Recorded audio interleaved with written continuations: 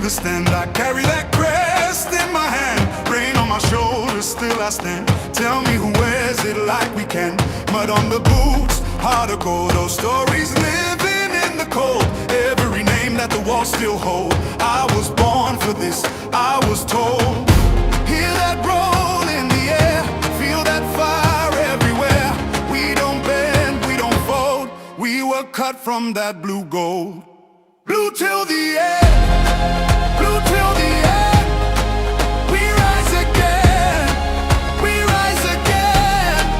Blue till the end, blue till the end. This is our name, this is our skin. When the pressure comes down hard, we don't flinch, we play our part. Every scar on the badge says more than 1,000 songs before. From the first whistle to the last, we remember where we came from fast. No throne, no crown, no borrowed fame, just a city calling out that name. Hear that roll in the air, feel that fire everywhere. We don't bend, we don't fold, we were cut from that blue gold. Blue till the end, blue till the end. We rise again, we rise again. Blue till the end, blue till the end. This is our name, this is our skin. Let the whole ground shake, let the whole world know. We don't chase a moment, we are the home. Hands up high, voice up loud. Same old pride, same crowd. Blue till the end, blue till the end. We rise again, we rise again. Blue till the end, blue till the end. This is our name, this is our skin.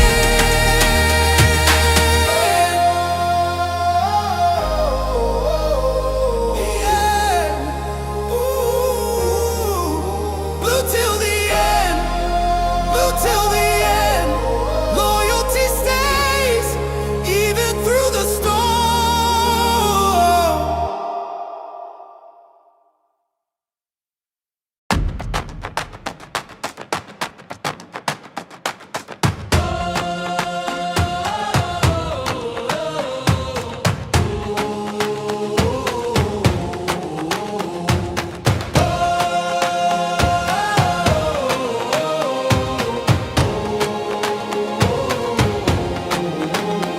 From the bridge to the stand, I carry that crest in my hand, rain on my shoulders, still I stand. Tell me who wears it like we can. Mud on the boots, heart of gold. Those stories living in the cold, every name that the walls still hold. I was born for this, I was told. Hear that roll in the air, feel that fire everywhere. We don't bend, we don't fold, we were cut from that blue gold. Blue till the end, blue till the end. We rise again, we rise again. Blue till the end, blue till the end. This is our name, this is our skin. When the pressure comes down hard, we don't flinch, we play our part. Every scar on the badge says more than 1,000 songs before. From the first whistle to the last, we remember where we came from fast. No throne, no crown, no borrowed fame, just a city calling out that name. Hear that roll in the air, feel that fire everywhere. We don't bend, we don't fold, we were cut from that blue gold. Blue till the end, blue till the end. We rise again, we rise again. Blue till the end, blue till the end. This is our name, this is our skin. Let the whole ground shake, let the whole world know. We don't chase a moment, we are the home. Hands up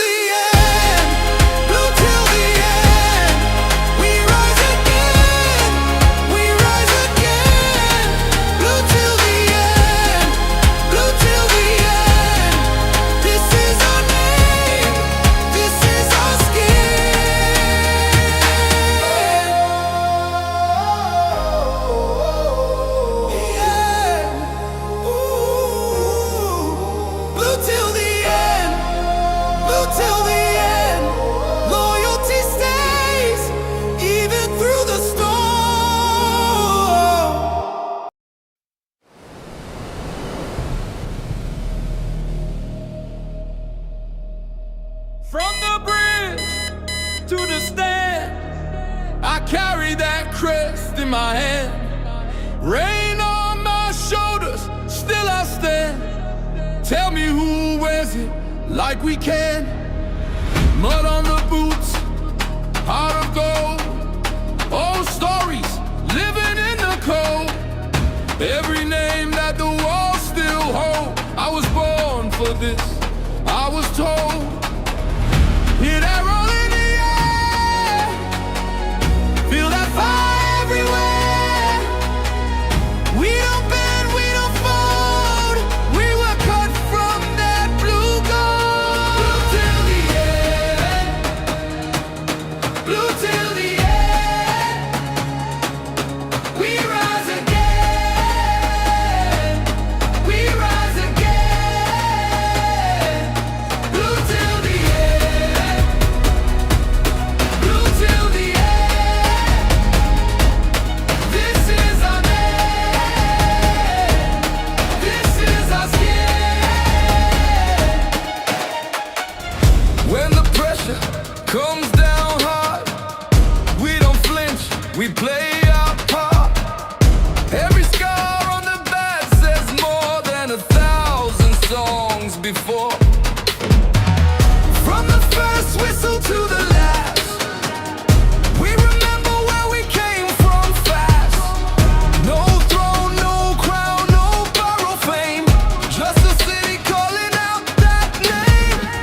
Hear that roll in the air, feel that fire everywhere.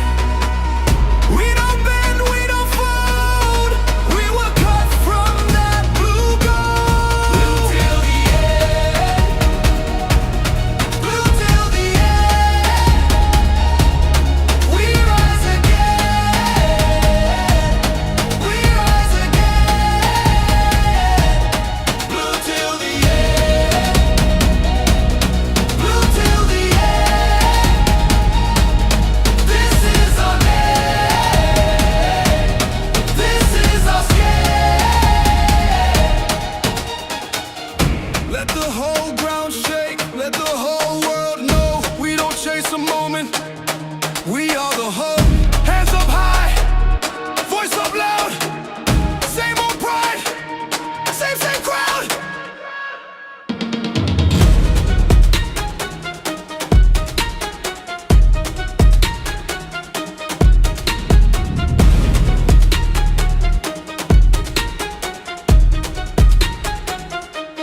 Blue till the end, blue till the end. Yes, good people, big up to all of you. Welcome back to Chelsea Perspective. Yep, what's happening to the microphone? I think it's okay. Welcome back to Chelsea Perspective and welcome for another edition of the Chelsea News Roundup Show. I do hope you're all doing well. A lot of you could say positive news to some extent, and we will discuss the manager's first Chelsea presser, what he said, and we'll try to make a sense of it. And we'll discuss also the possibility of Nicolas Jackson returning and staying at Chelsea. Also, we'll talk about Enzo Fernandez not leaving Chelsea. Sorry if my system is a bit buggy. I'm not sure what's going on. But I'm going to try the best I can to stabilize it. And hopefully we'll get more panelists join me so you can get diversified opinion. But more importantly, thank you to all of you for finding the time to join the conversation. I'm going to try and fix it. I'm not sure what's going on with it. As I've been preaching, it's about time I changed the system again. I think this one is more than 2 years. But that's not going to stop me from drinking my coffee. I'm going to try to find a solution to why, not sure why it's acting the way it's doing right now. Oh my gosh. Give me a second here. I'm going to try to sort out the system issue. What's going on? What's going on? What's going on? Jeez. All right. It's not gonna. We will stream today. Instead, I will pause the show and find a solution to it. But it looks like it's working now. I hope that's the case. But let me say hello to those of you in the chat. Mabas, big up to you too, and thank you for joining the conversation. Happy that my boy Nicolas Jackson is part of the Chelsea project. We'll talk about that. And please, can we try and keep the topics aligned? and then we want to start. Uh, uh, you can say we need that culture here of sticking to the topic, the current topic, because as much as I like to interact with you, if I keep switching topics like this, I'll be exhausted even before we get 30 minutes into the show. So please keep the topics aligned. We do make exceptions every now and then for the paid members, because yeah, it's not easy that they pay to be members, but at the same time not complain that we address everybody's opinion in the chat. Yeah, big up to you too, John Legends, one of my favorite musicians. But thank you. I know you're not that John Legend, but I just like the name. Jude Oladipo Mesele, the CEO of Chelsea FC Jingles. Thank you so much for finding the time to join the conversation. I do hope you're doing well, my bro. We do need to talk. It's been a minute. Why isn't Jorgensen gone yet? That Denmark brother. That's Sean Biona. Sean, listen, it's not that straightforward. Yeah, one thing is for you to want to sell a player, and the most important aspect of the whole thing is the most important question you should be asking: are there willing buyers? Are there clubs interested in signing that player in question? Be rest assured, if clubs come calling, as long as they pay enough, Chelsea will let him go. He's made it clear he wants to leave, but it's not that straightforward. Yeah, three things you could. Yeah, three things that be accurate. Three things have to fall in place for the departure of any particular player to happen. The buying club meeting the valuation of the selling club, that which is us, and the player also open to joining the interested club. Because if he doesn't want to go to any club, you cannot force him to join that club, the club in question. But Richard Hughes, my bro, thank you for joining. You're probably still at work, because usually at this time you usually stop by to let us know that you're at work. But if that's the case, I hope you're enjoying your day, and thank you for always stopping by to join the show. Enzo got to go.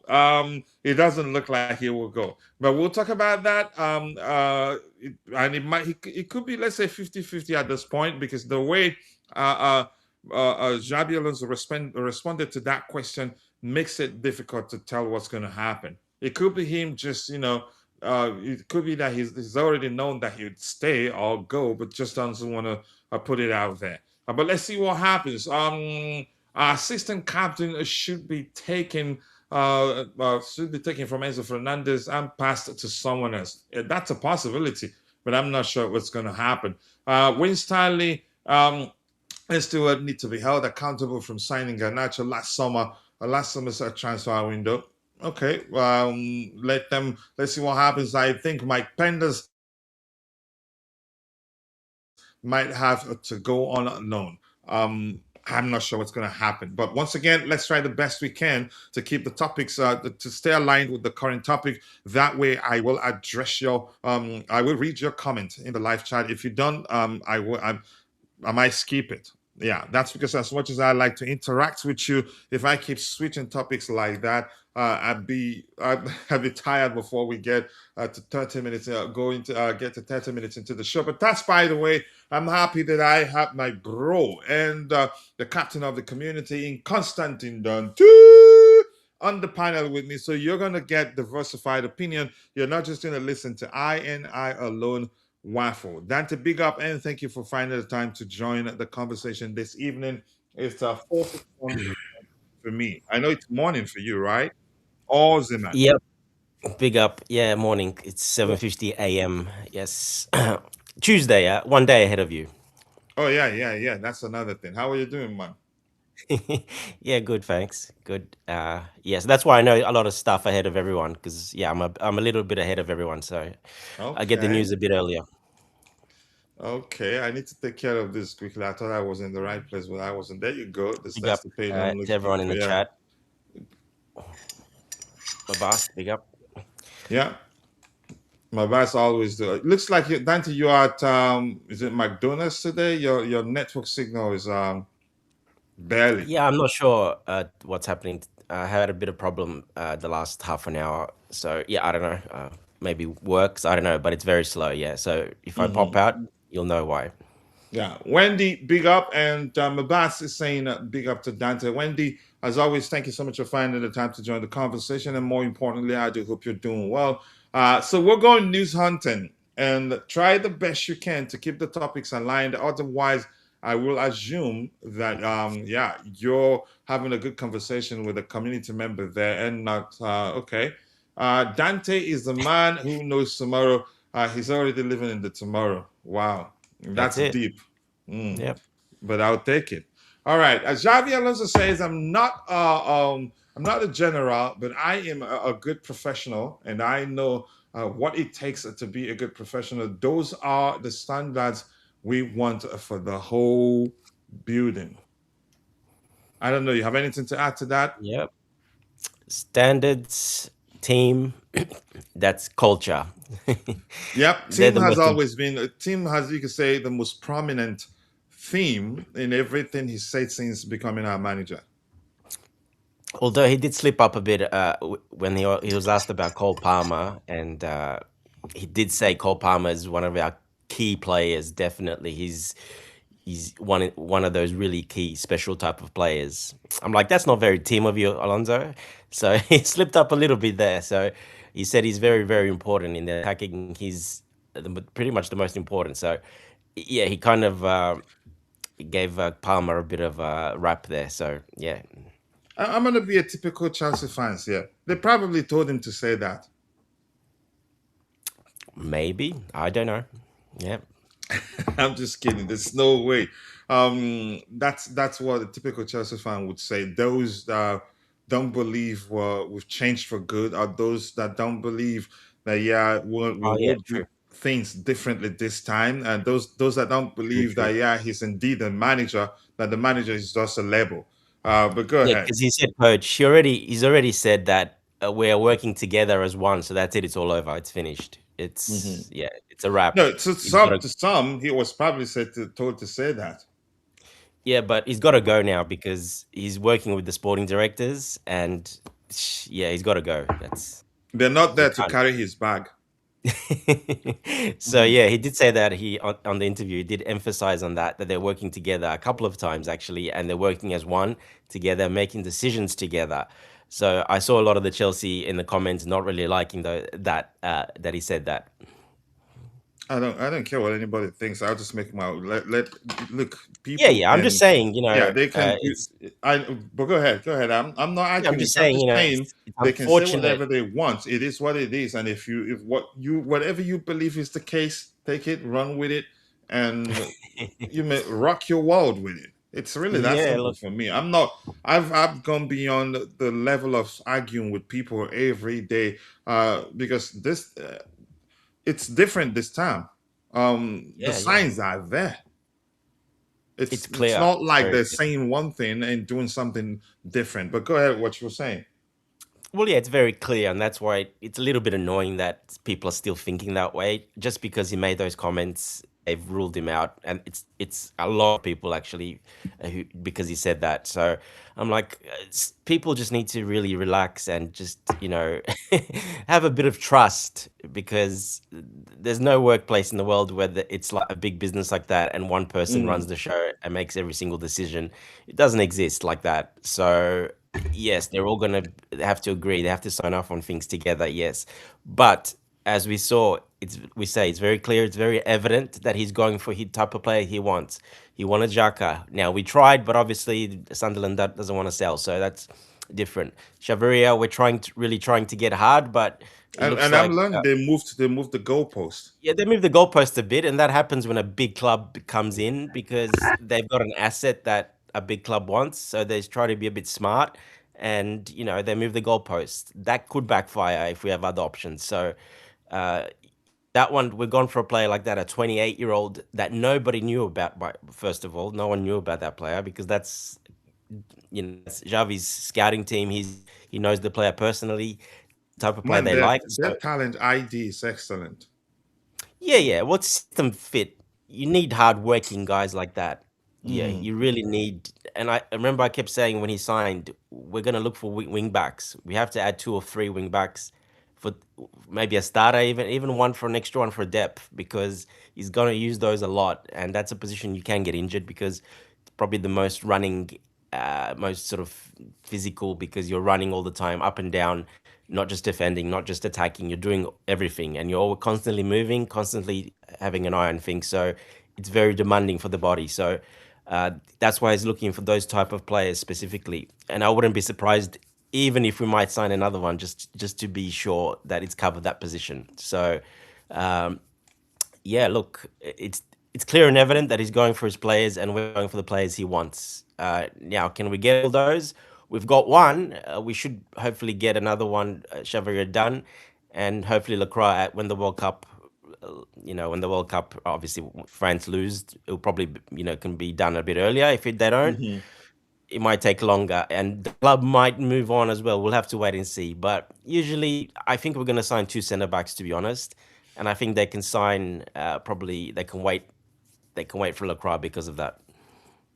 Yeah, and according to the transfer guru himself, we're involved in multiple negotiations behind the scenes. And how I read that when I read that online, I feel like we've told them, look, we're ready to be still working with you because they do talk. You understand? Of But we course. want you to keep this under wraps. That's exactly how we want it, and we've been sensing that will eventually become the case. We learned that last season that we've learned to keep our transfer activities under wraps, and you don't get to know about what we're doing until we are on the verge, so to speak, of wrapping the deal up. That's usually when it explodes, and I like it like that. And that's why I've told people I'm not concerned. I'm quite sure we are doing some work behind the scenes. So it's not maybe Yeah. somehow that our interest in what's his name, Chavarria and Lacroix leaked. That's why those two are in public. Yeah, and like I said, 3 years ago, they really put their foot down and said, "We have to change this. It's not good. There's too many leaks coming out," and they really were quite strict with it, trying to get it under Hmm. control. Uh, there was the article, I can't remember, I think Simon Phillips, whoever wrote it, that yeah, they were taking phones, because there were so many leaks. They had to Yeah. let some people go as well because it just wasn't good. They needed to change Uh-huh. staff to try to change that culture. It looks like they finally got there a bit, but you can never help what the other team's going to do and what their representatives are going to do, and that is probably the part where the leak might still come from. But all in all, it's pretty quiet. But yeah, like Raul Vallecano and stuff, when something comes along on their desk, something that big, a big club coming, it's very hard to keep quiet, unfortunately. Yeah. And Richard Hughes is saying, I am driving home right now, just picking up my kids. I am so excited to hear about Diogo Costa. All I need now is Alonso to add Usmani Diamondi to his list. I love those two guys. They are Chelsea. They are Chelsea level, I'm guessing. But yeah, let's see what happens. We'll wait. We'll wait. And I do believe that, yeah, we're indeed in multiple negotiations behind the scenes.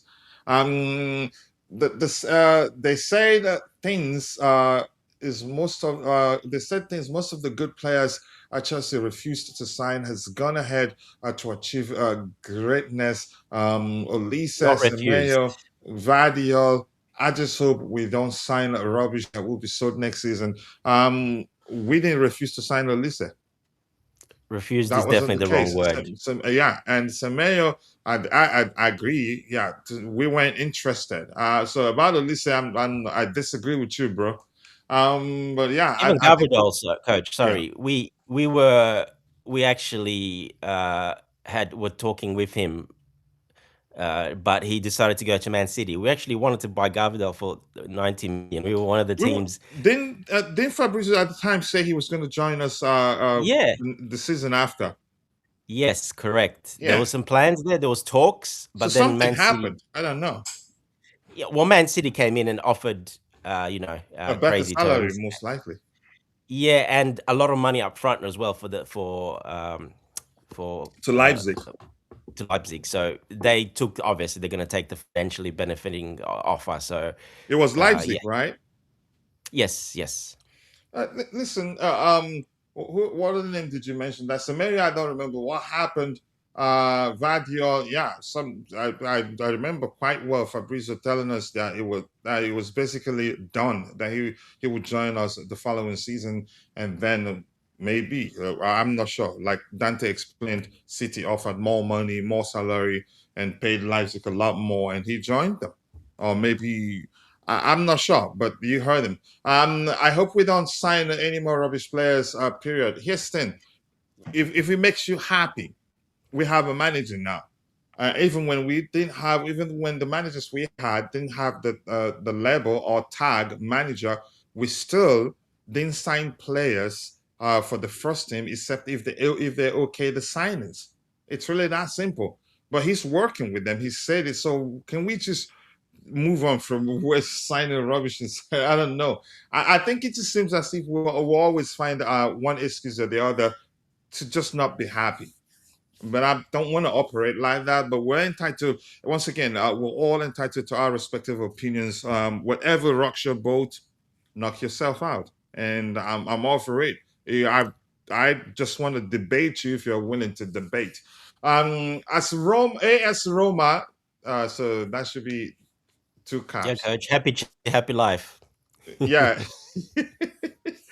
AS Roma have submitted an offer to Chelsea for Alejandro Garnacho, offering a 5 million euros loan with a 35 million option to buy, which could become a mandatory buyout if certain conditions are met. This is a risk.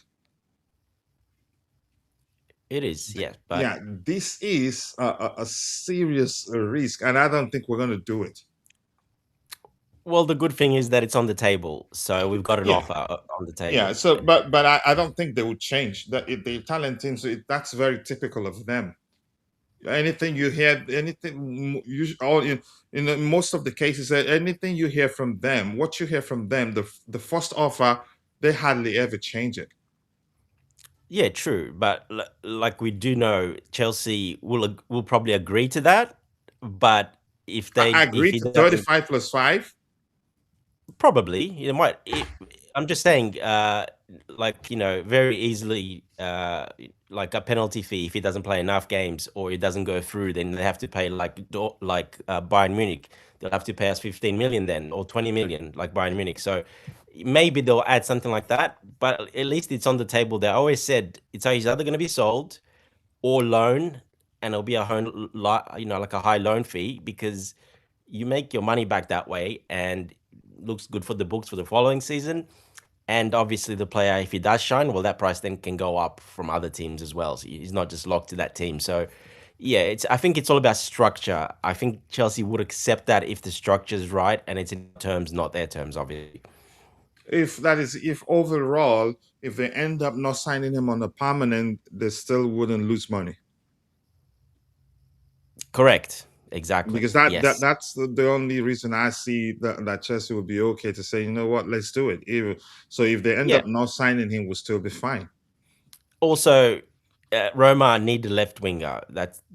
One of them left. They're short. They have no left wingers, so they really need a left winger pretty badly. So they're actually offering, for an Italian team to offer 5 million for a loan. That's a lot of money. They don't offer that much usually for loans. They're pretty bad at that as well. They don't. So But that they doesn't really mean we want should him. undersell. Yeah. So they need a left winger pretty bad. So looks like they're going for him. He's the number one target from what I saw from all the Italian journalists. But they're trying to be cheeky, as the Italians are. Of course, they're going to try. But They I think we always know are. that game now.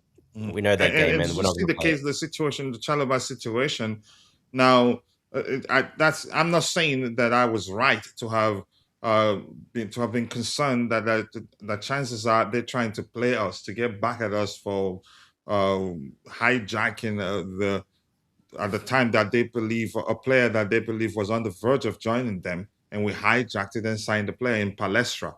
Yep. I'd say it just seems as if that was the case then, because now they're not meeting our valuation of the player, and things have stalled. Yeah, look, could be, but I saw the president came out and said he said it was Palestra, nothing to do with Chelsea. It was Palestra that made the decision that he decided to. They had Change agreement of for heart, like he said. Yeah, they had an agreement for months, a month or so. So it was all agreed with Atalanta. But in the end, Chelsea came and he made the decision that to go to Chelsea and not come to us for his career. So it is what it is. It's business. They lost one, but hey, they can buy others. But I don't think they'll do that out of spite like that, because Chelsea, then you're gonna ruin that relationship pretty bad. So I don't think they're gonna do that. To be honest, I think it's just business, simple as that. Yeah.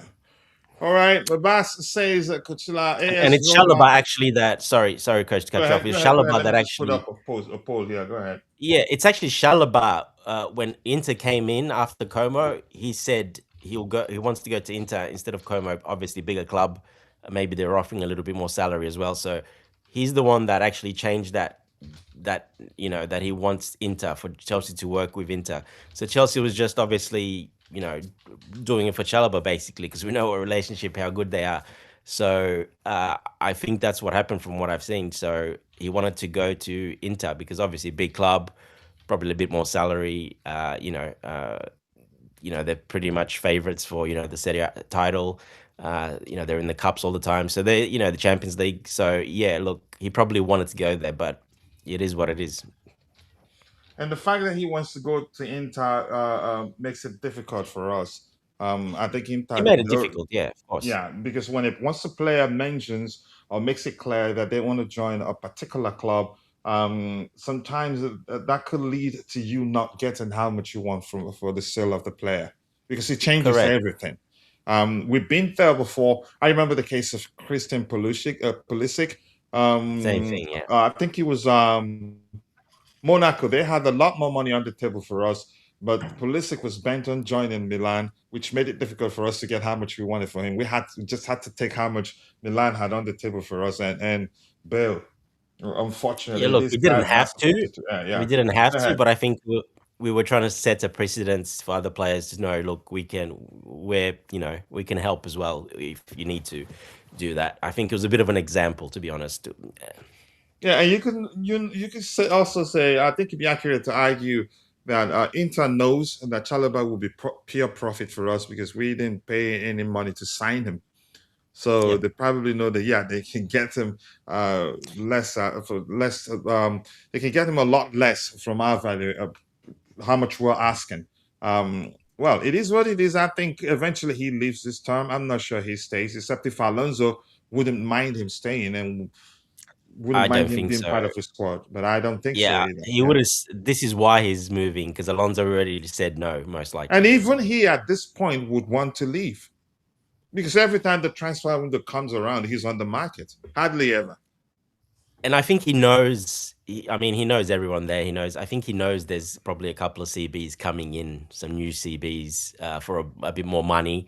So he probably knows he's going to be down the pecking order because of that. And where he's in his career now, he's not 24 anymore, 22, 23, 24, where he can stay another year or two.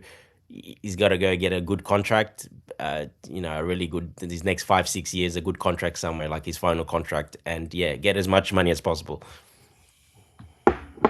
Yep. Yep. Thank you for the mathematics there. Let's see. Big up to you too. Timi Yin Ayeni Kugbadu, and thank you for finding the time to join the conversation. He says, please, what's going on with Pep Chavarria deal? Pep Chavarria's deal. It's being complicated. If Chelsea know this deal isn't going to happen, they should just end the negotiations and let the fans rest. Um, we're learning that there seems to be a bit of complication. You could say complications, like you mentioned. One, I'm not sure whether that's the case because, yeah, I've not been part of the negotiations. That they moved the goalposts, which means they did not accept the initial what Chelsea had learned that was supposedly the valuation of the player. Chelsea presented that offer that amount and they refused and changed it. Something to that effect, Dante. Am I correct? Correct, yes. Yeah. So, but we'll still, if we see as we're news hunting, if you see anything aligned to that or any updates on that particular subject on Chavarria joining Chelsea, we'll talk about that. AS Roma would be a good move for Garnacho because the Serie A is a slower league and he will have most of the time on the ball in Serie A. It's a fact. Okay, you started. It's a fact then. And Richard says Chelsea needs to sell 2 goalkeepers and get that one guy there for Alonso.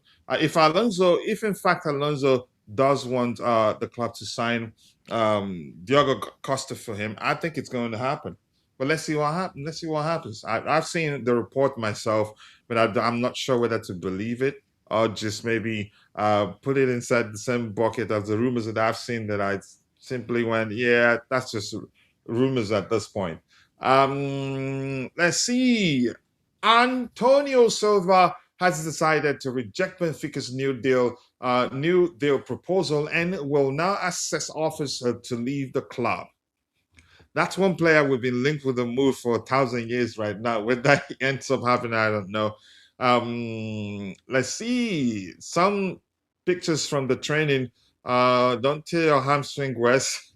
I'm not sure why he's jumping that high.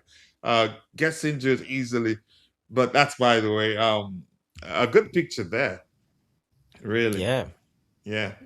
Sky Sports News reporter James Savundra rates Alonso's pressure. Cool, calm, calculated, and considered. Xabi Alonso barely misplaced a pass as a player, and there were no missteps in his first media engagement as Chelsea manager. I'm not sure what to make of this. The fact that they've taken the time to rate his press conference, I'm not sure really. I don't know what Yeah. to make of this. If you want to say anything about it, it's up to you, Dante. I mean, even some of the questions he was asked, I'm like, what is these guys doing? What's wrong with these journalists? Like, what are you asking? Like, such silly questions. And, you've only got like a minute with each journalist.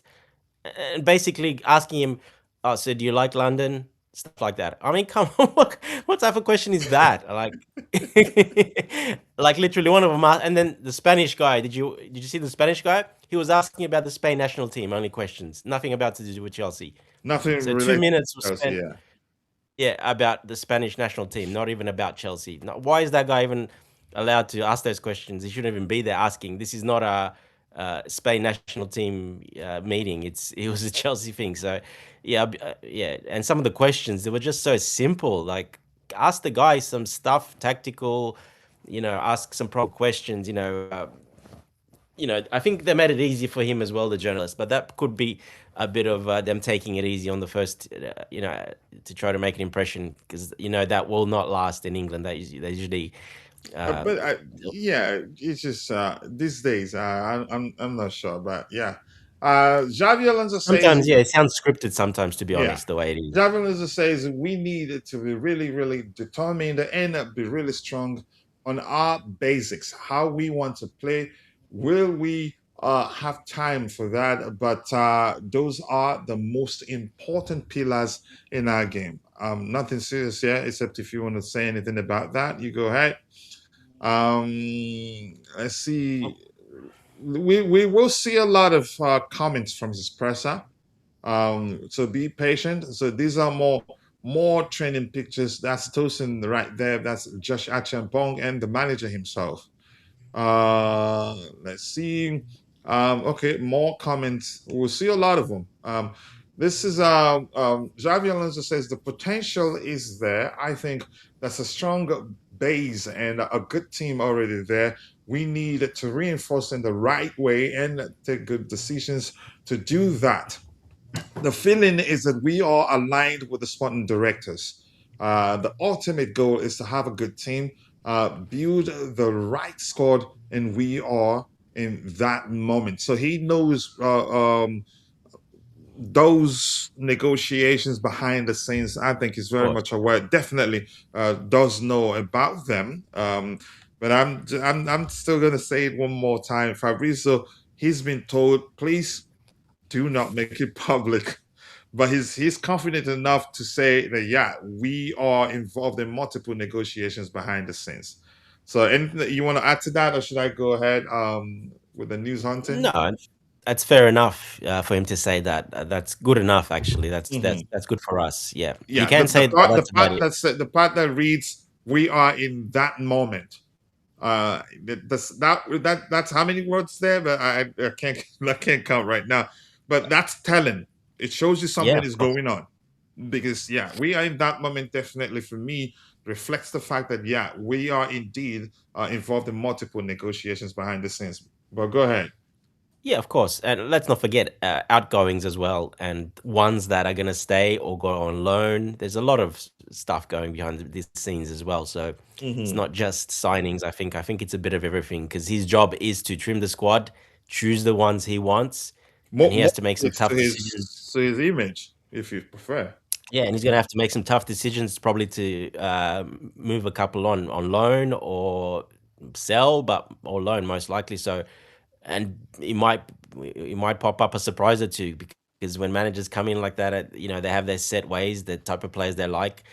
Don't be surprised that there's a player that people like that he might be loaned out or something Your because favorite player might end up being on the list. who's my I'm just favorite saying player? that's just I'm talking to Oh, our okay, fans, yeah, yeah, not in you in general, yeah. particular. And Well, yeah, look, we Santos haven't is a good seen. example of that. Yeah, have you seen Badishile in any of the pictures? I I'm not sure. haven't, I don't think I have. No. and it's not No. injured. So I think he's been ruthless with the decision with regards to who stays and who leaves. And I think Badishile, his absence from the training I've not seen him in any of the training Oh, no, he's on photos. the list that he's not at training. No, he's on the list that he's not at training. He's one of those on the list. Yes. Oh, that okay. Yeah, so it looks like that be it for him. Xabi Alonso It out looks like working it, with. yes. Go ahead. Yeah, correct. It looks like it. He's one of those guys that haven't reported that should have, that pretty much they're looking for solutions for them, so to move them on. So, like Garnacho, like Badiashile, like Disasi, all these players. There's a list of 5 or 6 of them. I think it was, I can't remember the other ones, but yeah, they didn't report because they told them not to report because they're working on a solution for them. Yeah, I agree. The United States of Chelsea. I've told you before I love that name, but thank you for joining the conversation. I want to see Jackson on the left side if we play with a back with 3 up front. That's a possibility. The most important thing is that it looks like he's going to stay. But once we get to the managers' comments with regards to Nicolas Jackson's future, we will elaborate on that particular topic. But thank you for joining, my bro. I appreciate you. Dante and Kuchila, the reason why Andreas Santos left Chelsea for Manchester United because he wants to be a regular starter. He doesn't want to be a backup midfielder to Caicedo. Cannot blame him. But does he become a starter at Manchester United? You can't He's say. not a starter. Yeah, that's not set. No That's way. not set in stone right now. Not that straightforward. But go ahead. What you were saying? I don't see Tillemans is starting over him. He's got the experience, Definitely. Tillemans. Yeah. And if they're signing another midfielder, looks like they're going for Manu Kone, that guy. Well, that guy's starting ahead of him too because he's physical. He's a different type of I think midfielder. they Yes, had to sign Andreas Santos with for squad depth, and hopefully he develops well to become a regular starter. That's a path for him, well, that is the plan. but he has to prove. Yeah, that is. Yeah, look, clubs can make some promises like that, but in the end, if there's a better player there, they'll sign him, and they'll just say, "Well, you got your big pay rise, fight it out, show us that you're that guy." So clubs are not too sentimental with stuff like that, especially with the young players. Yeah, Tilleman. Yeah, I mean he's slowing down, but he's an intelligent footballer, and I think probably he's going to start a lot more than Santos. But Santos will play games, but not. I don't. If he, I mean, it just doesn't make sense to argue that he had to leave Chelsea so that he can be starting regularly. I don't see that happening right now. Maybe in the future, but right now they have good numbers there. Manu is still there, actually. So they have a packed midfield, but we Yep, wait and see what happens.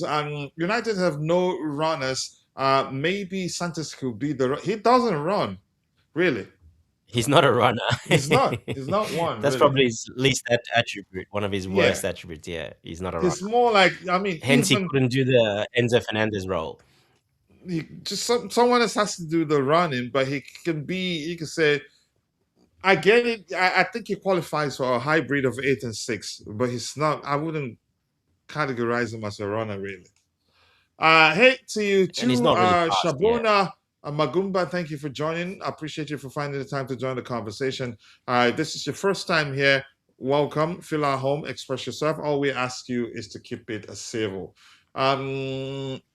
Let's see that a road runner himself. How you want to compare to that? Exactly, centers and talisman does make sense for the United midfield.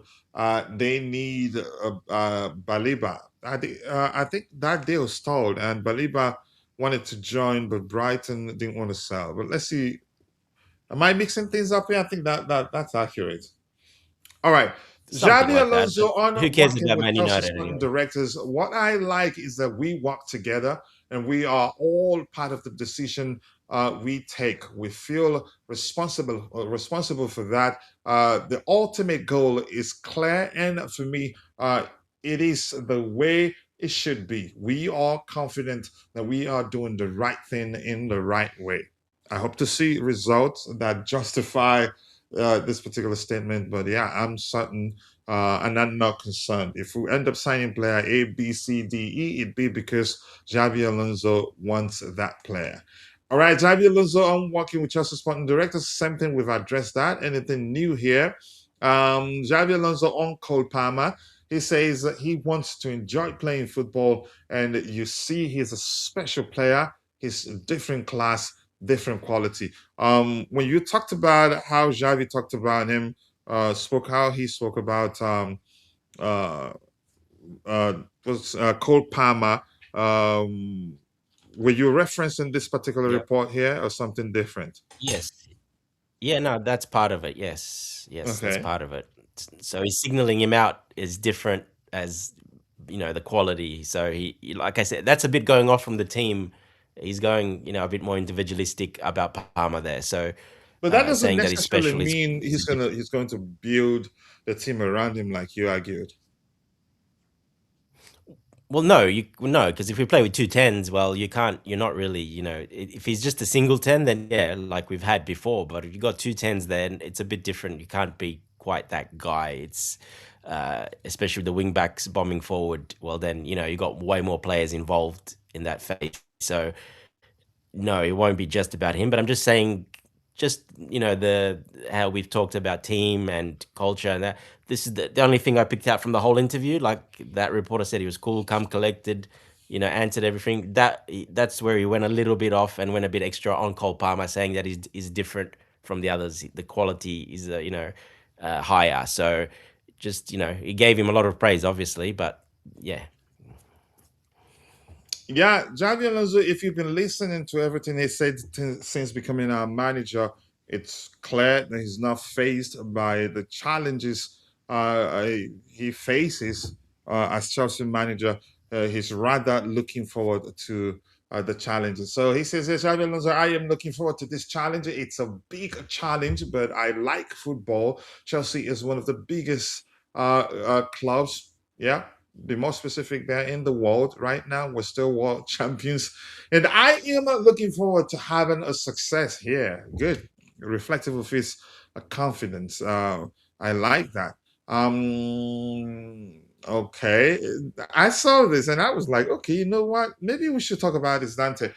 This year, someone told Vince a few days ago, if Arsenal sign Bruno Guimaraes, Chelsea should try and sign Martin Zubimendi. What do you think, Dante? Like, I'm posing that question to you now, but let's hear your thoughts. I think it was Eugene, even before he went to Arsenal, when we were on the verge of signing Moses Caicedo, Eugene wanted us to sign Zubimendi over Caicedo. I'm happy we signed Caicedo, but Dante, Zubimendi, what do you make of this suggestion on the screen? I'm posing that question to you right now. Is he a player you would want to see play for Chelsea? Look, he's a quality player, but he's not really tall or physical. He's So more of a Bobby wouldn't tempo. want him already. Well, first of all, Bobby would say no straight away. But yeah, I think we've got that profile of midfielder, kind of, that tempo guy that can run the show, can tackle a bit, but he's not, he's not a proper, specialized kind of DM in my eyes, because he hasn't got that height or that physicality. He's more of a ball playing sort of defensive midfielder. So, yeah, I would pass. I think if we do need one, we need someone like a Xhaka, 6'2", physical as well, that can do that. But is good in the air. They're more specialized DM. I mean, look, he's not a bad player. He wouldn't do bad, but I think we've kind of got that. There's no point letting Andre Santos go. Then, you know what I mean. He's kind of almost a similar profile in a way. That It sort just of. wouldn't make sense now, right? No, it wouldn't make sense. No, he's there at Arsenal for a reason. The manager wanted him there, and he'll stay. He's not going anywhere. That because he likes his defensive midfielders and centre back. So, the more the merrier for Arteta. I'm not sure why they're selling Trossard. It just doesn't make sense. His experience he's did well for them. I think he wants to go. He's not getting the quality. Not playing enough, right? Yeah. So, and plus, you've seen Madueke come in, and he saw Madueke getting all the minutes. He's like, well, if I can't get over Madueke, I better leave. And he's a much better player. Way better, yes. Madueke is just younger, more legs. Look, he's got a good salary. He's got a big salary in Turkey. So yeah, they didn't sell him for much, but he's got a bigger salary. So he's happy. He's going to be a starter then. He's got a massive salary and lifestyle there as well. Yeah. All right, more likes, people, more likes. If you haven't, take a second, drop a like on the video, and also do subscribe to the channel if you haven't. We still have a lot more to talk about. We'll talk about Enzo Fernandez. We'll also talk about Trevoh Chalobah and Nicolas Jackson. But we're taking them one by one. Coach, another reason why Manchester United signed Andrea Santos, it's because they missed out on Baliba. The Argentine coach, imagine Baliba at Chelsea. I don't want him, really. Zubimendi is a quality player. In the wrong team and wrong tactics, he would thrive under Xabi Alonso.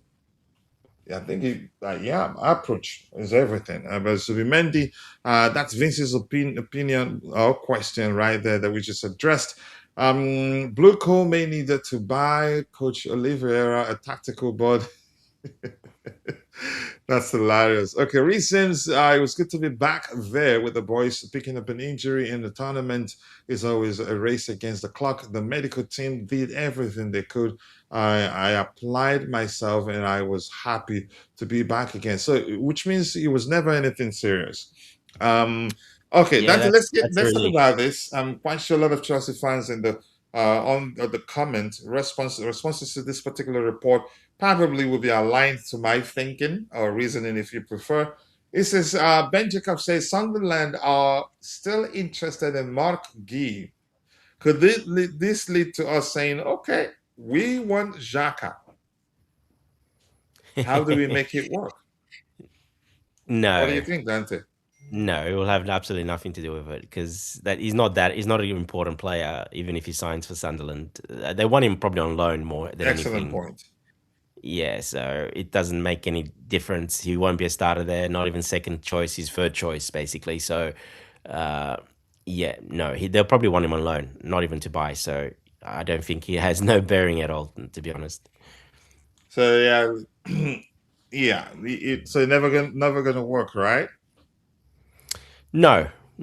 He's not an important player. He's not coming in to fill a starting spot for them. At least you take one starter away, or maybe you can get a starter back in return or something. But no, he's way off that. They're strikers. Yeah, no. Inter Milan chairman Giuseppe Marotta says the Palestra case is the result of a change of heart on the part of the player who reneged. Is that how you pronounce that? On a verbal commitment made the previous month. We already had an agreement with Atalanta for Palestra. It's not that we pulled out of an agreement. Let's say the player made a lifestyle choice. What? Well, I mean, I'm not sure what to make of it. Well, look, he went for the lifestyle, as in London, is a very good lifestyle. If you have money, London's absolutely amazing. It's much it's much more than where it was. So yeah, and salary, of course. We offered more salary, even though it's not a big salary, but we offer still much more salary. Even if you take taxes into account, we still offered way more salary than them. So I think that's what he means. Yeah, this is one of the reasons why I've always told people that players are just like mercenaries.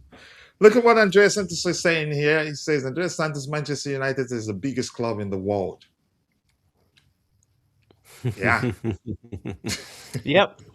We know this. I know this. Fans don't seem to know this. I don't know why And though, he but said that at Chelsea. He said Chelsea. I think I can't quite remember how he phrased the one he said about Chelsea. They're mercenaries. Just pay them. Chelsea remain in negotiations for several players behind the scenes. Several. I mean, several. I think that's a very vague. I think he leaves it vague. You can't be certain how many. It could be 3. It could be 4. It could be just 2. But well, 2, just several is more 2. than I think four, several, so definitely more than 2. it's more than four actually. Several would be What's more the than real four. definition of several? I don't know. That's This from isn't what an I know. English class, but I'm just saying even 3 could qualify as several. All right, I'm let's just agree on saying. 3, Coach. We'll meet in the middle. How's that? Perfect. 3. So you're saying 4? Uh, in my thinking, several is usually more than around 4 or 4 or more. That's It's my a very, very vague language and used in that manner on papers. Probably because, as we've talked about, they've asked him to keep it under wraps and not make it public because he Is does that know I think something. that includes outgoings as I well. don't That's think what I he'd said. say this if he isn't in fact aware of the fact that that we are actually we're actually in negotiations for in active negotiations, multiple, not just one. I don't think he'd say this. I think he knows something that we don't know. Yeah, and it's vague for a reason because it probably includes outgoings as well, Coach. That's why what I personally think. It's not just incomings; it's outgoings as well. That's his job. He reports incoming and So outgoings. Here you we go think for both. the of several that's outgoings inclusive? Correct. Yeah. Yeah. All right, might be. I think when I read it, I thought he meant just incomings, but yeah, you never know. We don't know, but we'll find out. Dante and Coach Subimendi. Okay, I think we've read that too. What hurts? I don't know. All right. I don't want to read about Andres Santos again. What did he say here? As a Just midfielder, to, I am really excited to have the opportunity to learn from Michael Carrick. He is the oh perfect yeah, coach to help me take the next step in my career, yeah, yeah. push to achieve my dreams. Okay, so next step. So you're probably going to leave Manchester United for Real Madrid, and then tell Real Madrid fans you're currently Of where you've course, always dreamt to be. of Um, course. Look, the only thing I will be fair about him, his parents, his parents are both Manchester United fans. That's the team in England, and he grew up watching Manchester United with his parents, and that's why it's a dream for his parents actually. So a little bit of maybe thinking into that because that's why. So I hope he uh, does well, except when he plays against us, because I like him. He doesn't complain too much. no, he's a quiet guy. Yeah, He's a he's quiet guy, quiet. and I remember him mentioning that he was playing in the second division, and Chelsea scouted and signed him. I think he Exactly. respects that. Well, he should respect that. Obviously, he didn't respect it too much by saying those things and leaving as well. Because I actually didn't think he might be one of the ones to leave because he kept saying that he loves the slow progression. This is how he wants to take it. Year by year, and maybe in a couple of years he wants to be starter. So, uh, so that's obviously he's taken a different turn. Obviously, Man United coming. Look, they are a big club, obviously, and they're back in Europe again, back in the Champions League. And yes, He gets to play. I think he's going to play. yeah, and they offered him money as well, so he's getting good money as well. Let's not forget that. Like we say, players are mercenaries in a way because money is number one, not just for him, for his family, for his agents, for their agents, for everyone. So the money makes the world go around, unfortunately, and that had a big say in it because he's got a nice pay rise as well. I mean, players are definitely mercenaries. I mean, and I've always said this. I have nothing against players wanting to join a certain club or looking for a higher pay. It's their job. That's why we keep telling him it's a Yeah, business it's first. It's business actually first a of business all, for first all parties involved, for the for clubs, all parties. for the Yeah. players.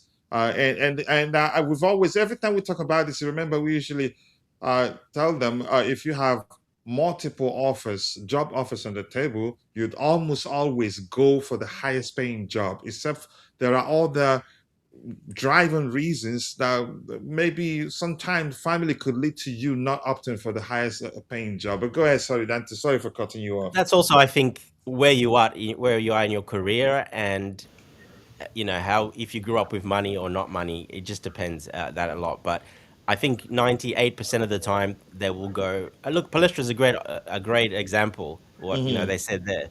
Palestra went. Yes, he went for Alonso. Yes, he went for because Chelsea's a big club.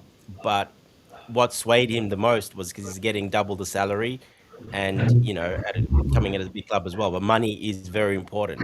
Otherwise, he would have stayed in Italy. Otherwise. Yeah, big up Nipun. How are you doing? And thank you for joining us on the panel. I do hope you're doing well. Oh, I'm doing very well. England are in a semi-final. Um, Xabi Alonso's officially Chelsea manager, and yeah, Do you think it's coming home? everyone's minds going into orbit over that Pep Chavarria news. They're losing Yes. it. I'm asked. I asked. Do you think it's coming home? Do I think it's coming home? Yeah. Oh, my heart says yes, my head says no. Why? I agree. Well, we have to beat Argentina I think first. you guys will be. I think England will beat Argentina. Yeah, Madueke, Are man of you the match. serious? Here's why I said England will beat Argentina. Imagine trying to put imagine trying to put Anthony Gordon against. He's not going to do anything. He will. I'd start him over Madueke. I think he will. And I think against Argentina, I think he will find spaces to exploit. Here's why I think England will beat Argentina. I haven't actually looked at the numbers. This is just off the bat.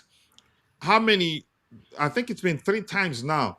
Argentina, is it three extra time winners? But have you noticed Is it Dante? how? Have you noticed? Uh-huh. Have you noticed how FIFA are so desperate to get Messi into another final? In all honesty, I think that's just a conspiracy. I mean, they've been poor, and I think it's a subconscious thing. Yeah, it's He just had that. You could say, if you want to call it privilege, he had that when he was at his prime at Barcelona.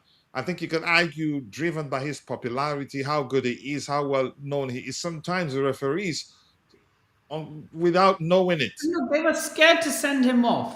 I wouldn't go to that Again, look, measure. I look think at that I tackle also think against FIFA is corrupt, but I Algeria. wouldn't go to the measure of saying they were scared to send him off. he's That he's might, a very respected player as well, as yeah, in they respect him a lot, and it's yeah, all he about. respects the referees a lot. You Yeah. could say I his don't care. aura Look, if too. I'm a referee, I don't care about your name. If I see you do a bad tackle or do something that requires a red card, I'm showing you the red card. All right, but here's why I think England are going to beat Argentina. Dante, correct me if I'm wrong. Argentina, they've won 3 knockout games. How many? 3 knockout games during extra time, right? I'm not sure. I Two. think But at two. least two, right? Cape Verde went to extra Two, time. yeah. But one of Egypt was them in wasn't normal extra time, but time. still, Switzerland was let extra winner time. too. The thing with Argentina, though, they get better usually as the tournament goes Well, they on. They concede a get lot. better in the But They they haven't beginning. stopped didn't. conceding. They They were concede a playing. lot. I'm sorry. Let me get this out. They were playing shit, and they're getting their place is not their place in the semis isn't. And Because they of haven't played in their a good team performance, yet. it's in spite of their performance. They're in the That's usually semi. the hallmark of champions. It is, yes. That Unfortunately, can it only is. take you so far. And put it this way, England are the first real test they're going to have all tournament. And that's why I actually think they'll beat England because they thrive against big opposition. Actually, they struggle when they play lower opposition, to be honest, because Oh, and we also you can use that logic for England as well then, because we thrive against bigger opposition. yeah, but Croatia, they've for won it. example. They've won it that way. They've won, already. They've got that experience. Anyway, And I yeah, look, think England are a it's great coming team. I home. think, If England makes it to the final, it's definitely coming home. Sorry, Dante, go ahead. yeah, I don't see them beating Argentina. I think they'll have a bit too much in I think attack. they will. Yeah. I think they And will. We'll see. I have a funny feeling we're going to have a non-predictable scorer. There won't be too many. Unfortunately. There won't be too many Madueke, goals in that's why I that said game. Madueke I will score. think Anthony Gordon scores in this game It's on possible. Wednesday. I think he scores on Wednesday. It's possible, really. But anyway, that's by the way. Let's get on with the England will news. score, but Yeah, I yeah. think Argentina will score probably 2 or 3. Yeah. And I don't think there will be that many goals from what a I single do team not. in that game. Dante. You have no idea how much I want to beat Argentina. I think it's It's gonna on the happen. same level as wanting me, because I'm as well as a Chelsea fan, I'm also a Glasgow Rangers fan. It's on the same level as me wanting to beat Celtic, and on the same level of me wanting to beat Arsenal. That's how high it is. Yeah. I think England will beat them. That's an opinion. That numbers doesn't back that, but I'll stick with primarily because Argentina they've been conceding a lot in this competition, a lot more than usual, and that's just my opinion. Yep. Emera, okay, Dante. Let's talk about it. Since we have Emera on the screen, I think it makes sense now to discuss what Xavi Alonso said about Nicolas Jackson. I think when he was, definitely when he was asked about the future of Nicolas Jackson, he did say something to the effect of he's going to be part of the preseason, which he basically said yes. That's a chance he stays, and I don't think it's down to Nicolas Jackson wanting or not wanting to stay, down to whether he wants him to. You say he sees enough that he'd want him to stay. But the question I want to ask you, Dante, if he stays, which means one of Emera and the lab would have to leave. And I'd say most likely the lab. That's just an opinion, but let's hear you, Dante. Yeah, look, he when he was asked that question, he was a little bit uncomfortable with it. He looked at his press office guy, and he kind of answered it really quickly, like he didn't really want to answer it. So he said we'll see preseason. When he joins in the pre. Now that's 2 weeks away. That's till he comes back. Okay, he mentioned when he's going to join them, right? Yes, that's all he mentioned. That's all he said. That's when he's due to join them. Yes. So, but the question I want to ask, if he's allowed to join them preseason, which means he has a chance, which means it's up to him to decide whether he'd like him to stay or leave. I have a question. If Yeah. what's it called? If France win the World Cup, will Crystal Palace demand more for Maxence Lacroix? Okay, Dante, you have 2 questions now to answer. Possibly. No, because he's So no not a World starter. Cup tax. Really? He's not a starter though. You're not a starter, so no, not really. But he's They're still gonna a get money quality for him. centre back. Yeah, but he's not a starter. If he's a starter, you're winning the World Cup. That's a big difference. He'll be 100 Okay, million. say if Jules Koundé gets injured in training. Say if they reach the World Cup final and Yeah. Jules Koundé gets injured in training. Yes. He has to. Deschamps has to start Lacroix. Sorry, Lacroix. Sorry. What's your It's a French, difficult Nicole? name. Yeah, look, probably. Who knows? That's Deschamps' decision. But if he does play Well, let's and hope he does well, Koundé doesn't get injured then. Let's yeah, hope he doesn't. I never hope injury on a player anyway. okay. All I right. don't think he's going to What's change his it. name? George. I'm not sure how to pronounce your name. Give me a second here. Let me try and Coach, do that. check your private DMs on He's not on going the. to put Lacroix as a starter now in the final. He's not going to make such a big change. I don't. That if they get to the final, that is. Yeah. Yeah, Sorry, if they get to the, semi-final but what if and final. he'll have to if I'm not. Obviously, I don't wish that on anyone. But what if one of Saliba or Kunde gets injured? He gets to Okay, so play. if one of those gets injured, he has a decision, and if he does play and they win the World Cup, yes, definitely, maybe, yes. And Otherwise, just no. quickly, George, what's his name? George Yevutu Fiawogbe. I hope I did not butcher your last name. If you're watching, apologies. The AI that is policing the chat did delete your messages, and that's because you used multiple emojis.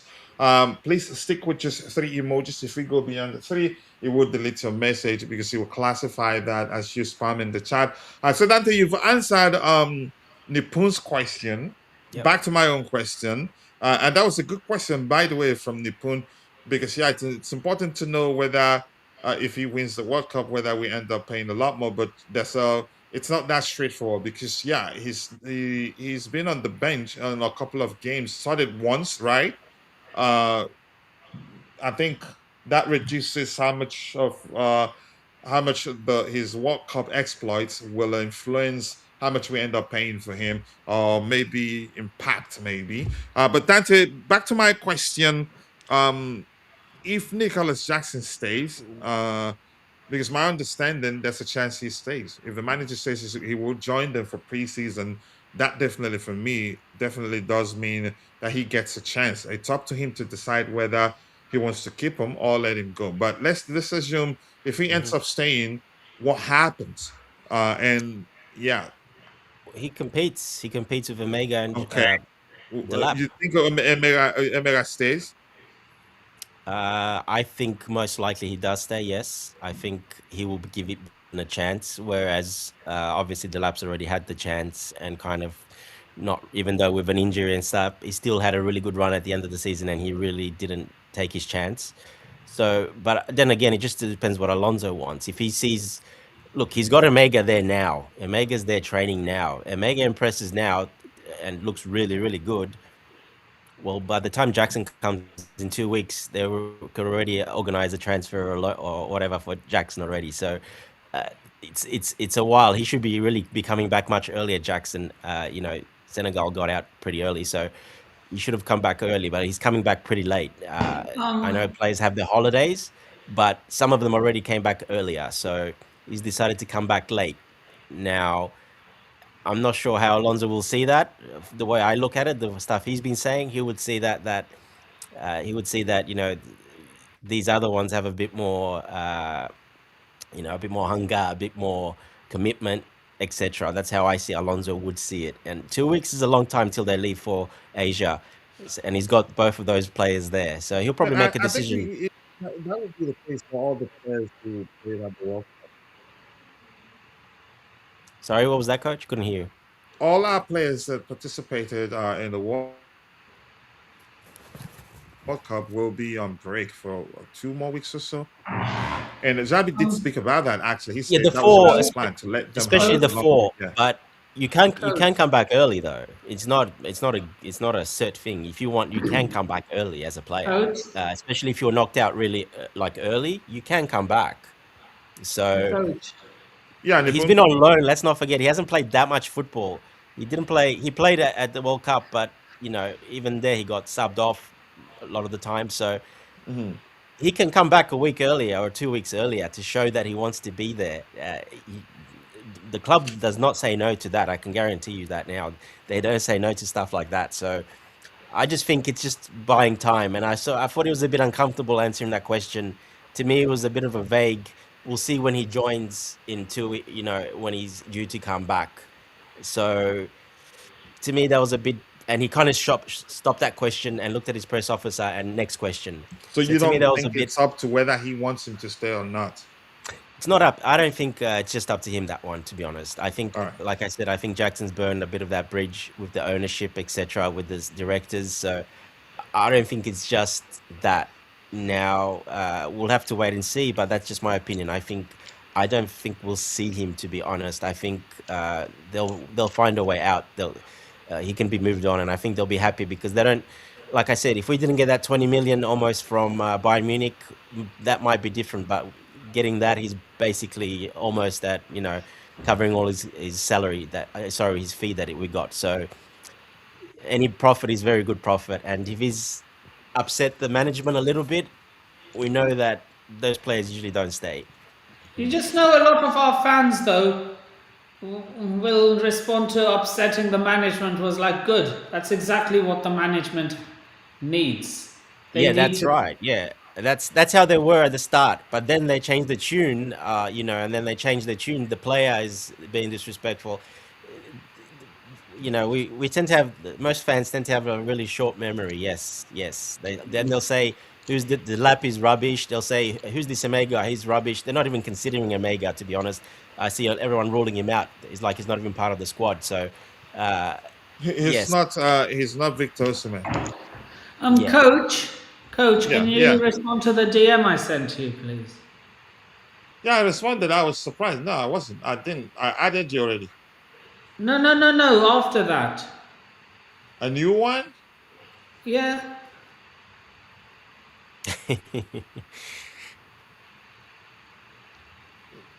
It, what time? 21st. I should be. I'll check. All Yeah, right. for a World Cup review. Sorry if I'm doing promo. No problem. Do go ahead. Go ahead. I'll drag Yeah, Dante to that show too. because I Hey, wasn't don't sure drag me if anywhere. promo from other channels was allowed. No, no, I no don't do problem. You're drag, good. coach. No. Promote yourself. That's why you're So, here. so Yeah. in that case, then, if anyone's free at 11 p.m. UK time on July 21st, feel free.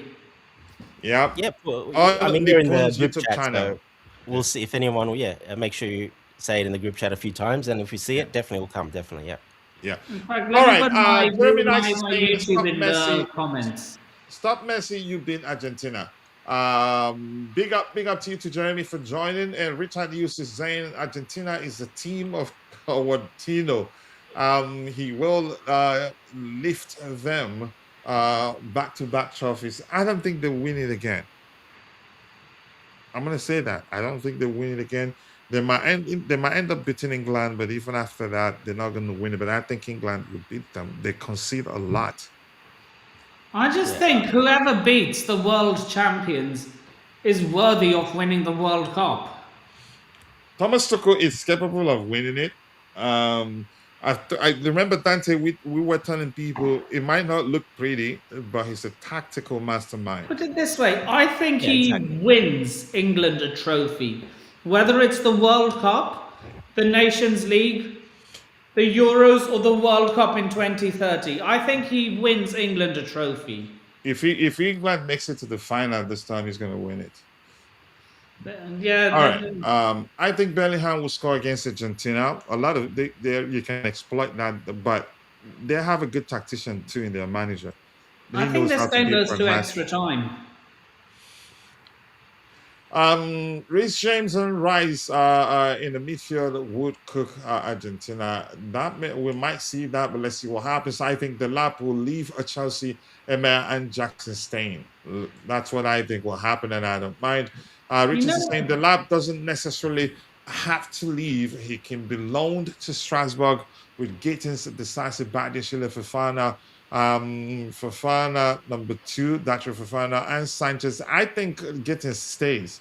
And there's not that many, Santos, Richard. There's not that many spots. All those players you said. There's only 6 spots yeah. that we can take for that age group. They can't be loaned out that many players. Those rules have changed. It's not that easy to just loan them out now. Yeah. All right. Enjoy Santos. Take care of him. I wish him well. I think you guys have signed a good player. I just don't want him to perform when we get to play you guys, because I know definitely when we get to play Manchester United, Carrick and the former assistant manager to at Chelsea will definitely field him. You're having the fun. We're gonna come back to dates. It's never too late. But good night to you too. Thank you for joining the conversation. The lap wasn't good enough. Was never good enough for Chelsea. I don't know. I think he's a good player. He's still young. I didn't expect him to start ripping trees. MLR can have a better season than the lap. To be honest, I think he stays. He's tall. He's good on the ball. He can finish. He's good aerially too. He can drop deep, create for his teammates, and his mentality wise, he's that sort of player that Alonso is looking for. I'd make Jackson a left wing and keep JP and Emera as strikers. Let's see. Chelsea is going to fail next season. Okay, we'll see. But thank. Is that a Chelsea fan saying that? Sean, are you a Chelsea fan saying that, or?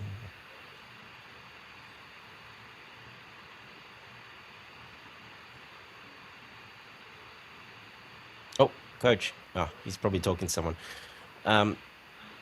Yeah, let us know in the chat, Sean, if you're a Chelsea fan saying that. That's not. And why do you think that will be? Why do you think? Let us know as well. Yeah, Jeremy saying that he would make Jackson a left wing. I think we've seen not one manager do that. I think he played under Pochettino, played him on the left wing once only. None of the managers we've had have played him on the left wing. I still see people saying that, but I'm still every single manager we've had has not played him there. So I don't think I'm not sure if Alonso will do that, to be honest. If he stays, I don't think that would be his position. Don't forget, Alonso's preferred his 2 10s and a striker. So can he play maybe that 10 position, Jackson? Maybe. Again, we haven't seen him play that. Oh, he did play, I think, as well against Pochettino. Again, I think put him for a game as a 10, if I remember as well. He dropped him back in that 10 position. I think when Palmer missed a game or so. But yeah, look, I think he's seen as a striker, and I think he actually sees himself as a striker as well. And yeah, I don't really see that changing, to be honest. What do you think, Nipun? Can you repeat that, please? Everyone keeps saying we should be using Jackson as a left winger, not as a striker. No, absolutely not. Yeah, because like I said, all the managers we've had, they haven't used him there. They haven't put him there. Every manager we've had has put him as a striker. So if I saw a bit of evidence of that, but I just see no evidence of that, to be honest. And I don't think Alonso, especially in the system, would be any different, to be honest. So I don't think he plays there at all. So we'll wait till coach comes back. He's probably... is he back? Yeah, okay. Dante, did you disconnect too? No, you're the one that disconnected only. I can't hear you, maybe, but I can see your signal. So just keep talking. I'm just going to go out and come back in. Yeah. Just stand by Fabrizio. No, wait, this is a day old. But apparently Christian Romero has been making comments. He wants out. Yeah, I think he wants out. No, Christian Romero. Yeah, I think he wants out. Oh, you mean at the World Cup? Okay, no, I think he wants out. Yeah, not about Tottenham. Yeah. Like he's saying, we will give our souls against England. We will leave our lives on the pitch to reach the final again. Okay, good luck. And these... Hey, look, it'll be a close game, most likely. So. And these... Look, everyone on Twitter is saying the English are arrogant. The English fans are delusional. They think it's... All I'm seeing is Argentina fans being arrogant. Yeah, look, and they're the world champions. They won it. They're probably still favourites, them and France. Probably the two favourites. I wouldn't be surprised if that's the final again, to be honest. But yeah, look, they can be arrogant because they've won it last time and they are the champions. So they've got a bit of extra arrogance. They can be because they are the current world champions. The badge is on their shirt. But still, it's hypocritical that Go ahead. call England out when they're arrogant, but when Argentina are arrogant, it's called confidence. Well, that's just the media. That's just the angle. Go ahead. I'm still fixing it. I can't even hear you. Yeah, Jay, big up, Jay. You there, Jay? Yeah, big up Dante, big up Nipun, everyone in the chat. Yeah, till coach is having a bit of trouble. I just wanted to get your thought on that as well. What do you think of the? Do you think of that Jackson, the comments about Jackson that obviously Alonso said in the presser, and obviously a lot of people saying in the chat that he should be playing left wing for us, etc. But yeah, what do you make of that? Yeah, look, I have been, very much vocal about how we can use Jackson, or how Jackson can be used, uh, and he has been used as a central 10 or or a left-sided half-space 10 for Bayern as well in a few matches, and he looked quite good there as well. So he has been experimented there. Uh, I think the thing that managers never really used him there in the past for Chelsea was that we didn't really have uh, a a full-fledged striker who can replace him, or can we can put him in his absence if Jackson has been used as a 10. So we were very much short on that position, and hence the thought of exercising or using this new experiment was never really feasible, because we never really had the opportunity to do so. Now we have João Pedro, and he is very much going to start every game for us. If it's obviously going to continue the form that he had last season. So we have limited games. He is most probably going to start every game. And if Jackson is going to stay for us, there is no way that he is just going to be used from the bench when João Pedro leaves the pitch after 70, 80 minutes. There's no way. There will definitely be opportunities where Jackson would want more minutes, and even Alonso wants to use him there. And unfortunately, we also have a situation where our left-sided winger, or if we are playing a back three or back five, our left sided 10, that position is very much short in terms of number as well as in terms of quality. We are lacking a lot in that position. So it is quite open, and I think there will be uh, players like Jackson and some others who will be, very much open to grabbing this opportunity and make that left-sided 10 their own. So I think there is a big possibility that Jackson is going to be used more behind the striker, uh, just for the sake that we have João Pedro, and Jackson is going to be used much more than just being a bench option for João Pedro. So that is my thinking on how it is, Hmm. possible for Jackson to be used behind the striker. I think it's very much feasible, and I think it is going to happen. So you think Jackson definitely stays? I mean, yeah, Alonso also confirmed it in the presser that he's going to go with us in the preseason. Uh, so that is a very much welcoming move, and which shows that the club is open to keeping him. Uh, and I believe that he is going to stay with us for the upcoming season as well.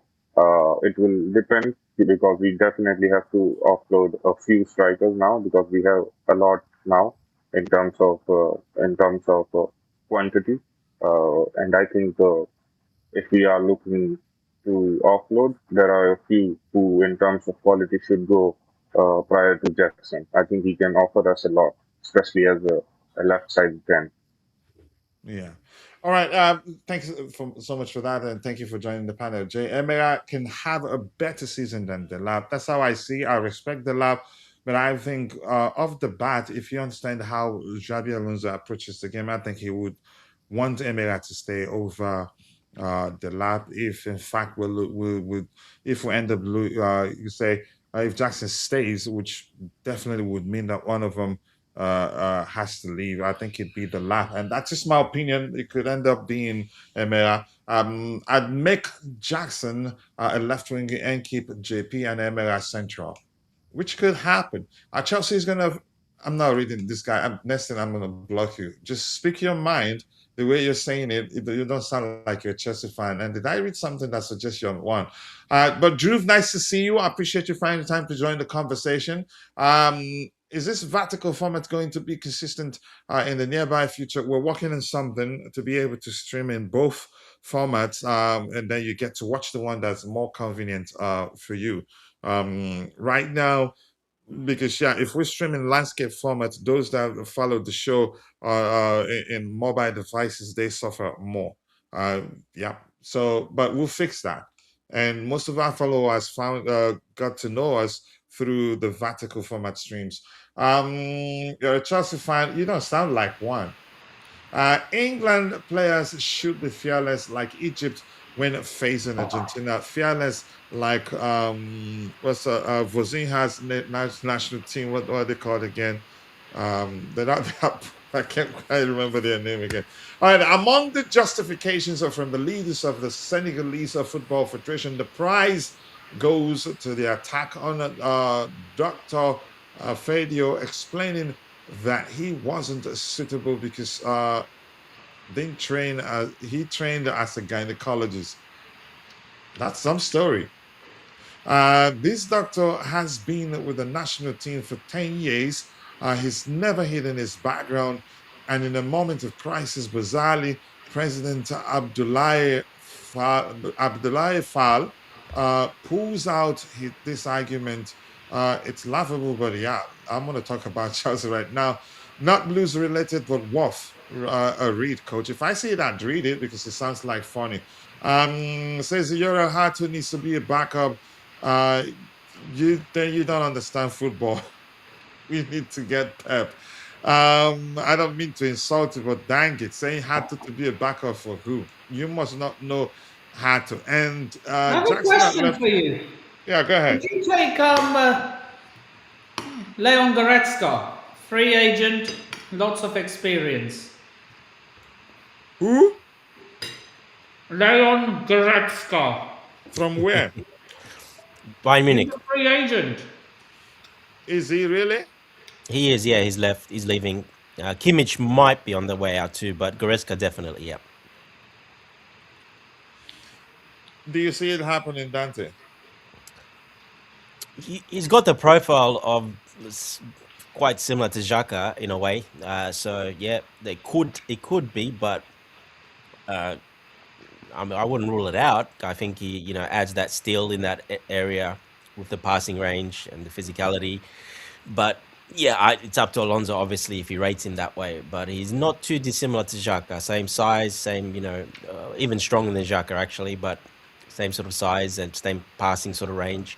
Very, very good experienced player, of course. But yeah, I don't know. But I would say yes, because we need that profile. But here's the thing. Let me say something here before you take it the wrong way. Sean Abiona, listen, we're not saying you should be positive. It would be good for you, but being positive, don't be optimistic. Positive. Don't be. We're not talking about toxic positivity. I don't demand. You can be negative if you want. I just want you to be objective. I don't care whether you're whether you're negative or just be try to be objective. Let's just use that language. Be open-minded and speak objectively. Don't just say something because it comes to your mouth. You can say because your favorite content creator says that's the case. Think, reason for yourself. Try come to a sensible conclusion, then speak. We don't operate like that. Your opinion matters. You can't just stay in the chat and every 10 seconds go, Chelsea are going to fail next season. If you think we're going to fail, you tell us why. Then we have a conversation. That's how we operate. But if you just keep going, Chelsea are going to fail next season, Chelsea are going to fail next season, it becomes annoying. Why are they going to fail? That's the thing. Nobody has anything against you. We're just saying, express yourself, but do it in a respectful manner. If you say Chelsea are going to fail, one time is enough. And if you're going to say it again, explain why. Then we have a conversation. How old is he? 25? That's the question he's asking there, Dante. Coach, their reasoning is they will fail because of the owners. Oh, all obviously. right. But That how old is the guy you guys talked about in question? I can't say his Goretzka, name. he's not Jacques. I think he's 31, 32 max, maybe. He's not older Goretzka, than he's Jacques. 31. But we're 31. not So looking to sign him. yeah, look, Maybe we are. We don't know. Maybe maybe he's we one are. of We don't those know, but players he's the going to be a world free was agent. speaking to So his camp behind the scenes. he is a free agent. Yeah, Leon Goretzka, 6th Feb 1995. Yeah, 31 he is. Yeah. So look, Yeah. So he's not bad. Even if he's 32, 33, still fine as long as he can play. yeah, look, he's obviously winding down a bit, but he's a very strong player. He's, he's got a lot of meat on him, as Jay would say. So he's a very strong player, very physical player. So, he will add something different in that experience. He wouldn't be a bad option, in my opinion, but, maybe who knows what his plans are and what our plans are. And your boy Schlotterbeck is still injured. I know you like him. You've always been preaching for us to sign him. Yep, yep. He would Unfortunately, he's be, injured now. he's injured, yep. Yeah. He was at the World Cup, right? Before that happened. Yep, correct, yep, yep. Yeah. All right.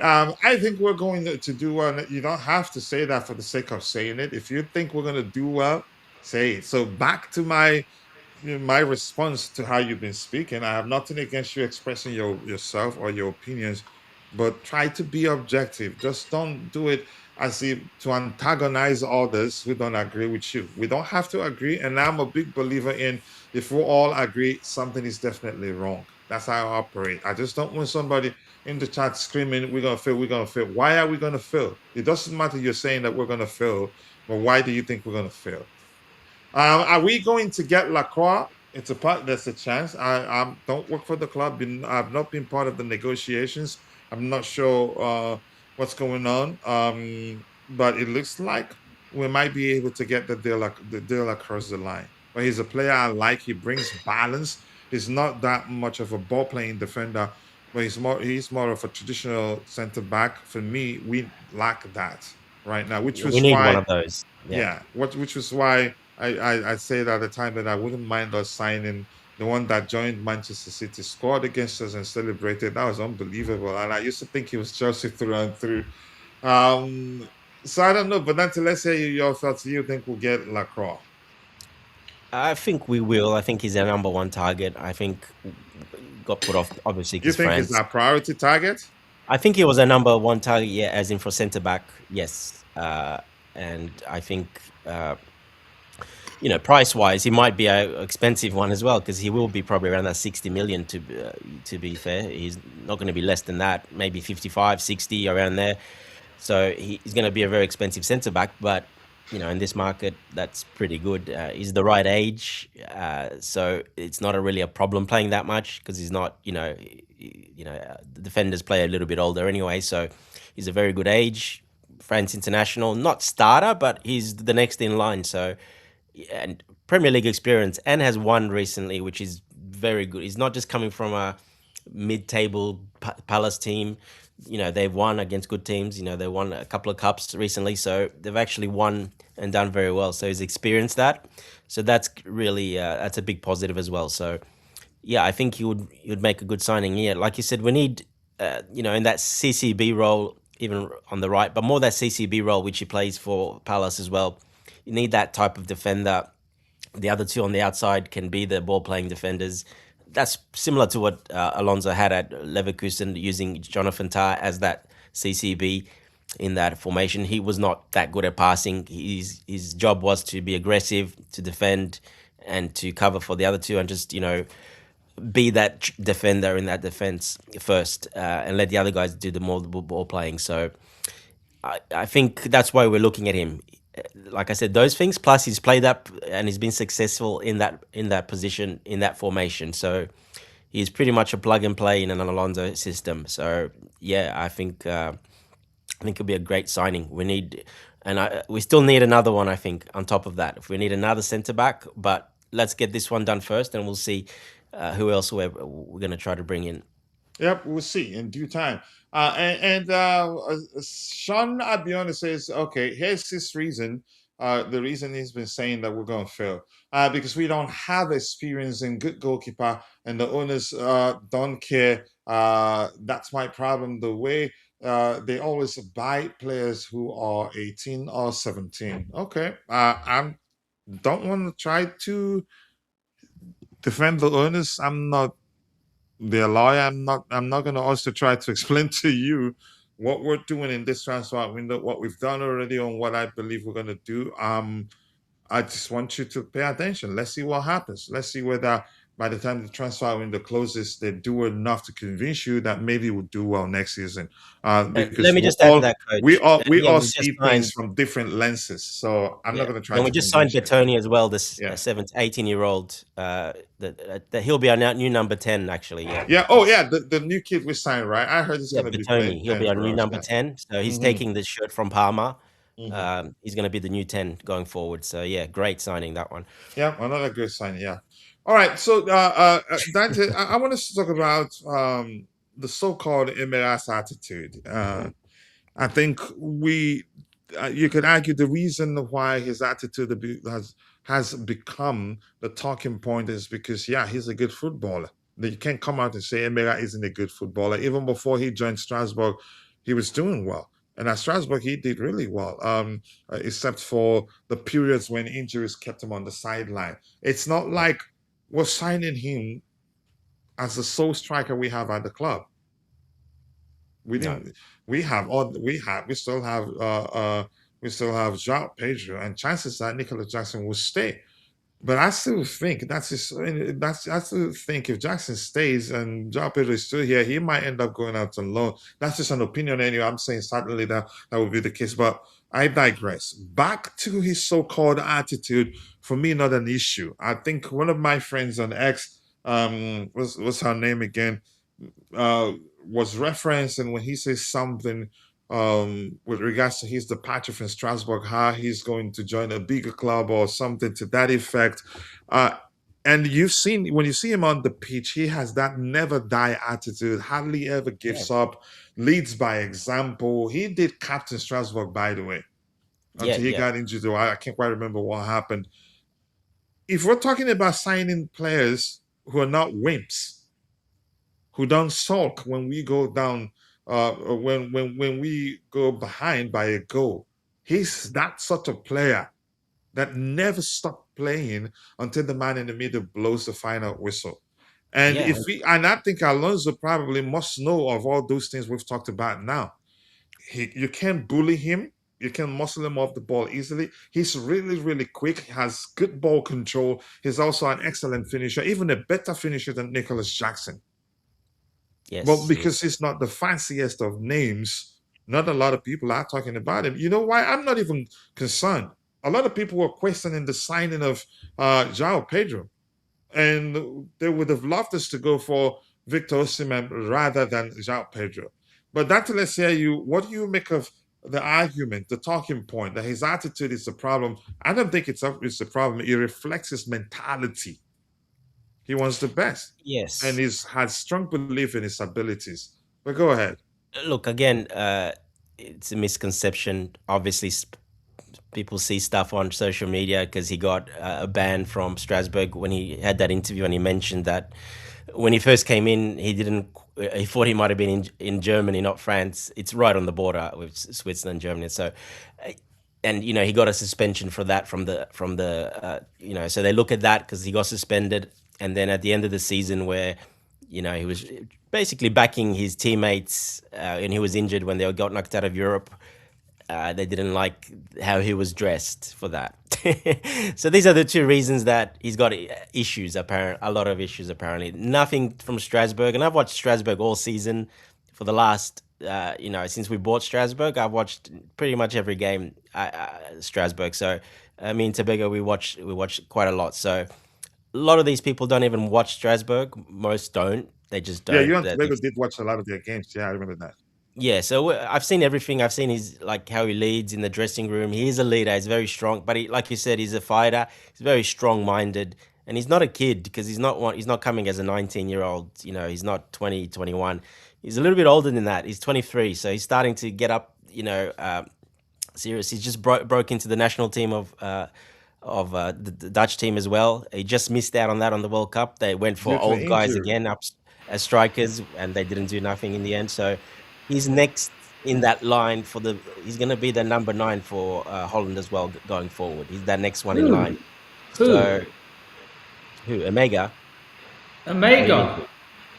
Yeah, he's next in line for that role.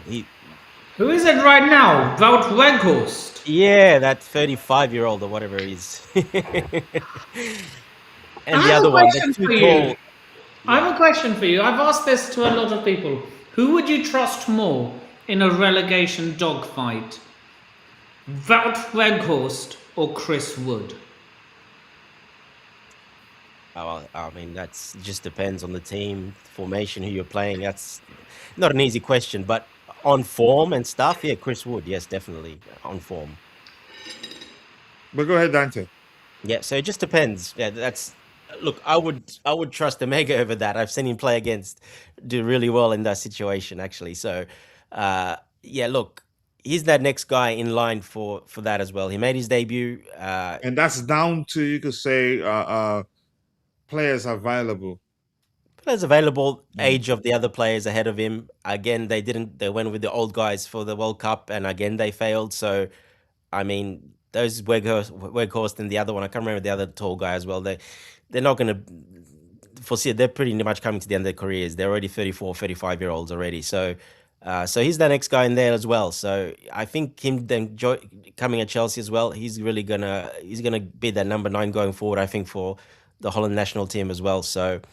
Yeah, look, he's got everything that Alonso likes, but number 1 is definitely that attitude, that never say die, puts his heart on the pitch, gives everything.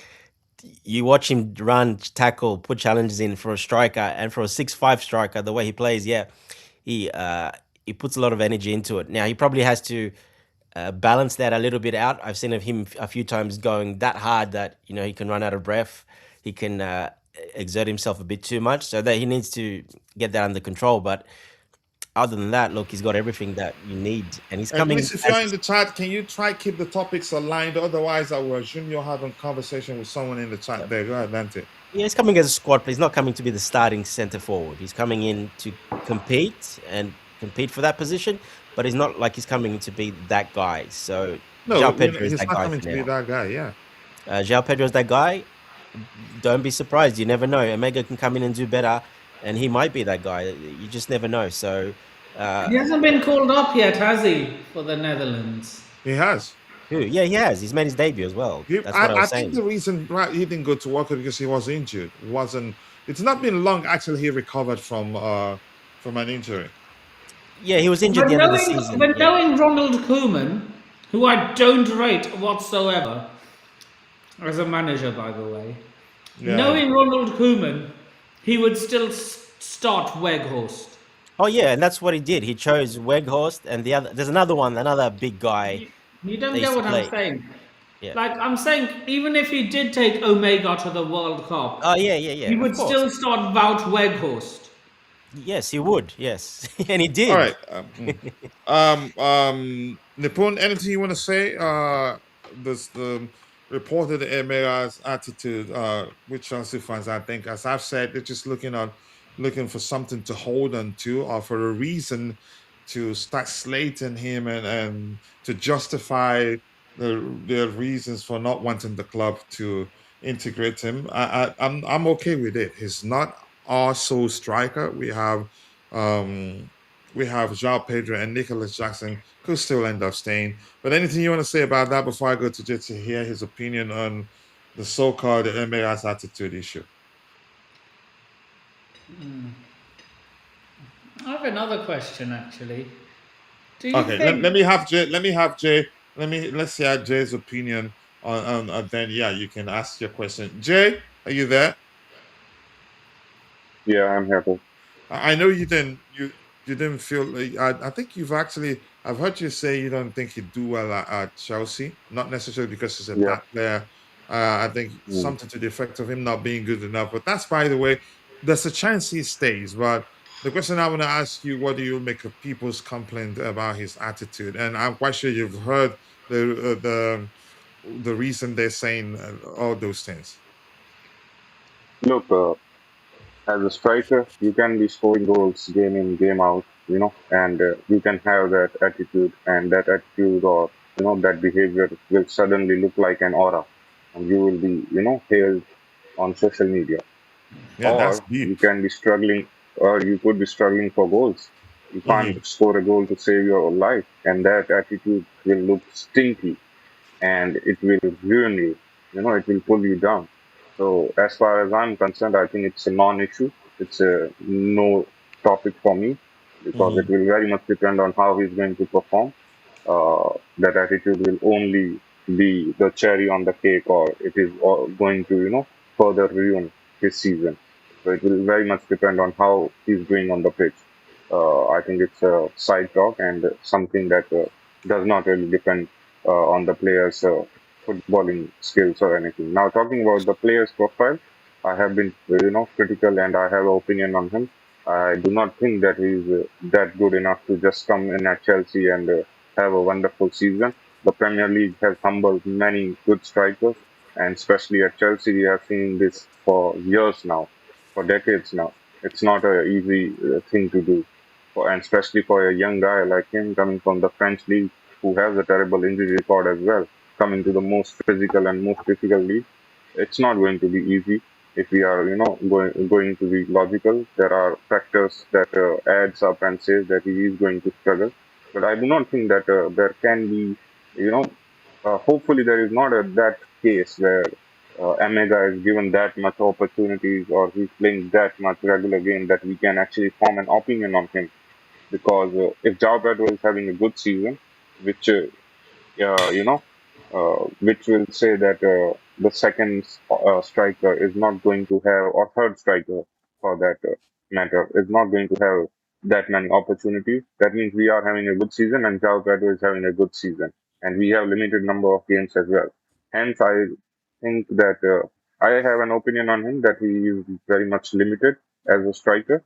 But I do not think that this season, this coming season, could be the determining factor where we can actually form an opinion on how he's going to do well, just for the fact that he may not even get that many games. Especially then now that we also have a player like Jackson, who has 34 or 35 GA in 65 Premier League matches, which is a really good, statistic. So how many He's of got them? I that think Premier League. you make an excellent point, Jay. The lack of European assignment simply means we're not Yeah, going to have enough game for enough. This we're not going to. You say the plan wouldn't be to keep a lot of these players because of mainly because of lack yeah, of exactly. enough game time Big, for them to share. That's an excellent point, by the way. But the question I'm going to ask is this: who ends up staying and who ends up leaving in the attacking? You can say the attacking players we have, the number nines. Let's just use that a more simplified language as that, so you understand the players I have in mind. That's Nicolas Jackson, Liam yeah. Delap, João Pedro. Am I missing one? Emmanuel Emera. There's still Mark Guy. Let's see. Let's just count them. Who leaves? Because I think at most two.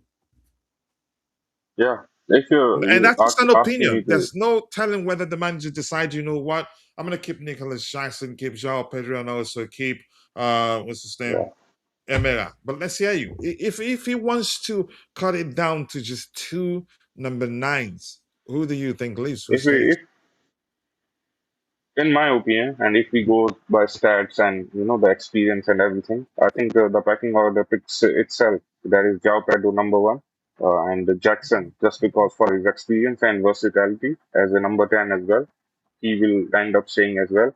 And then you guys get the two guys in Liam Delap and Emega. Now, as a third option, I do not think that the club will see it financially viable to keep, Liam Delap and just be there on the bench or for a third option where he will get 2 or 3 matches only, which is going to depreciate his value more for the next season. So I think logically Liam Delap ends up leaving Chelsea and Jackson stays as the second option. Now you have a debate on whether you want to keep Emega as your number third choice striker because that can halt his development because he's not going to get that many opportunities. But at the same time, the club could think he is going to benefit, in the training and have that experience with the coaching staff and the other players as well, where he can learn a lot just being on the bench, and he can actually afford to being on the bench because that is the trajectory of development they want to take with him. So that is a decision to be made. But for me, I think if we are going to go with three strikers, then I think it's going to be João Pedro number one, Jackson as your number two, and Emega as your number three. Now Jackson would very much be, confined as the 10 or on the wings as a left winger. That gives Emega more opportunities as a striker, and he will automatically become the number two striker. So there is a decision to be made. It's not that simple, but simply in terms of Delap versus Emega, I would say I would go with Emega. And also financially, it makes sense to keep to Emega and not further depreciate the value of PM Delap. So that's where I stand.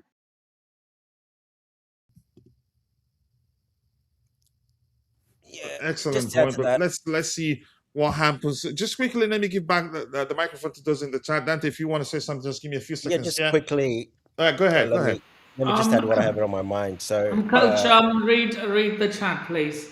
Yeah, I will. I will. Just hold on. relax. I will. Maybe. Go ahead, Dante.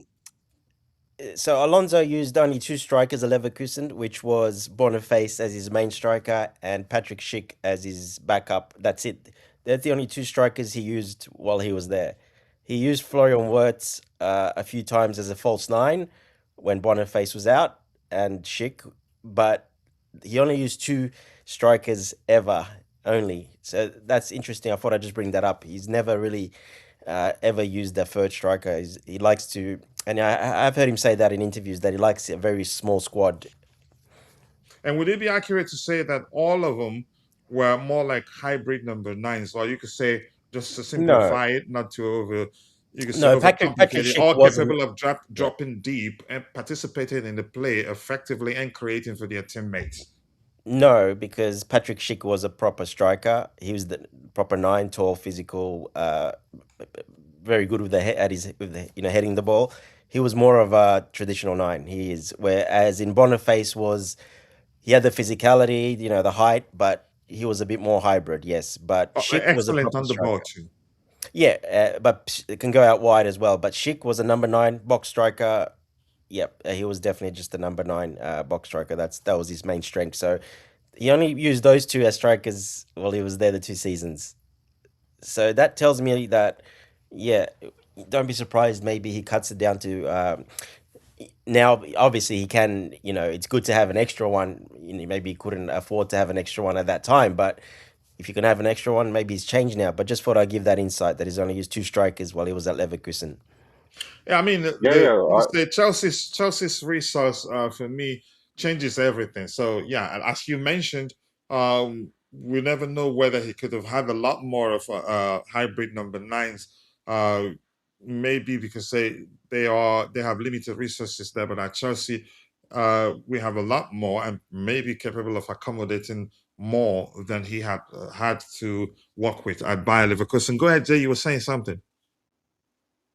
Now, just that Dante mentioned this point. If this is a strict thing, or if this is a regular thing with Alonso, then this further adds scrutiny to the decision making on that striker list. Now that I thought we will be having three strikers, and he will be making that choice, and one might end up leaving. But if he's very strict on two strikers, then there could be further more, cutting, and maybe two ends up leaving somewhere. So that is the possibility is very much open.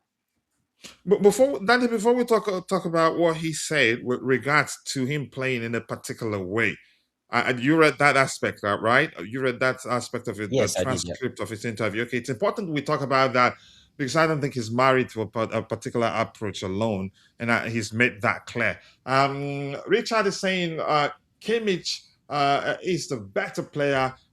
He is another Rich James, both CDM and right back. Are we going to get Lacroix? I think I've answered that question. We actually did speak about that at length. Because we don't have experience, we have also addressed that. I just had to go back to get what Rich, I say. Big up to you, Lucilla. Lucilla, nice to see you. I do hope you're doing well, and I appreciate you finding the time to join the conversation. Would you consider Kevin Shade, Brentford player at left wing? Dante, would you consider him? Probably not. No, probably no. I don't think Okay. we need him right now. I watched Strasbourg. You watched Strasbourg too. Okay. Chelsea, Dante and Trevoh both were my go-to every time we talked about Strasbourg until I started watching them myself. Chelsea needs to sell Sanchez and buy a proper goalkeeper such as Maignan. I'd take Sanchez over Maignan anytime, any day. Maignan, I don't. He's not that good at shot stopping, in my opinion.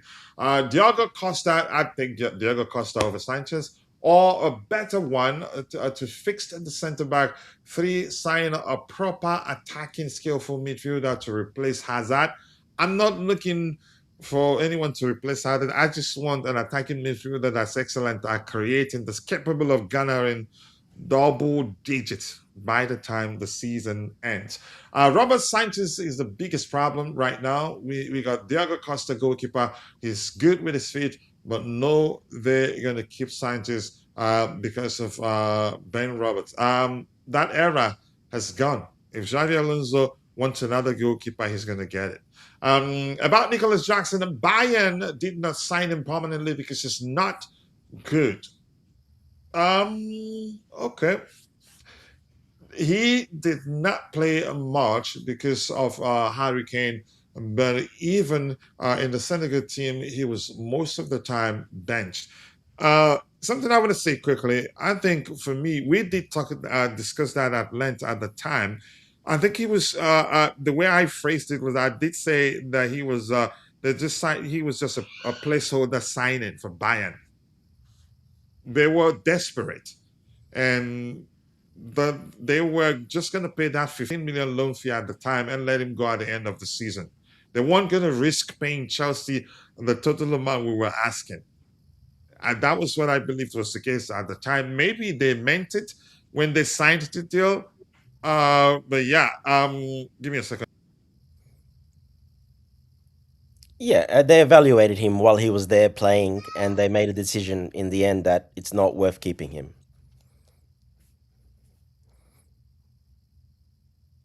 All right.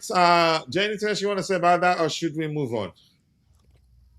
Yeah, move on, move on. All right, let's see.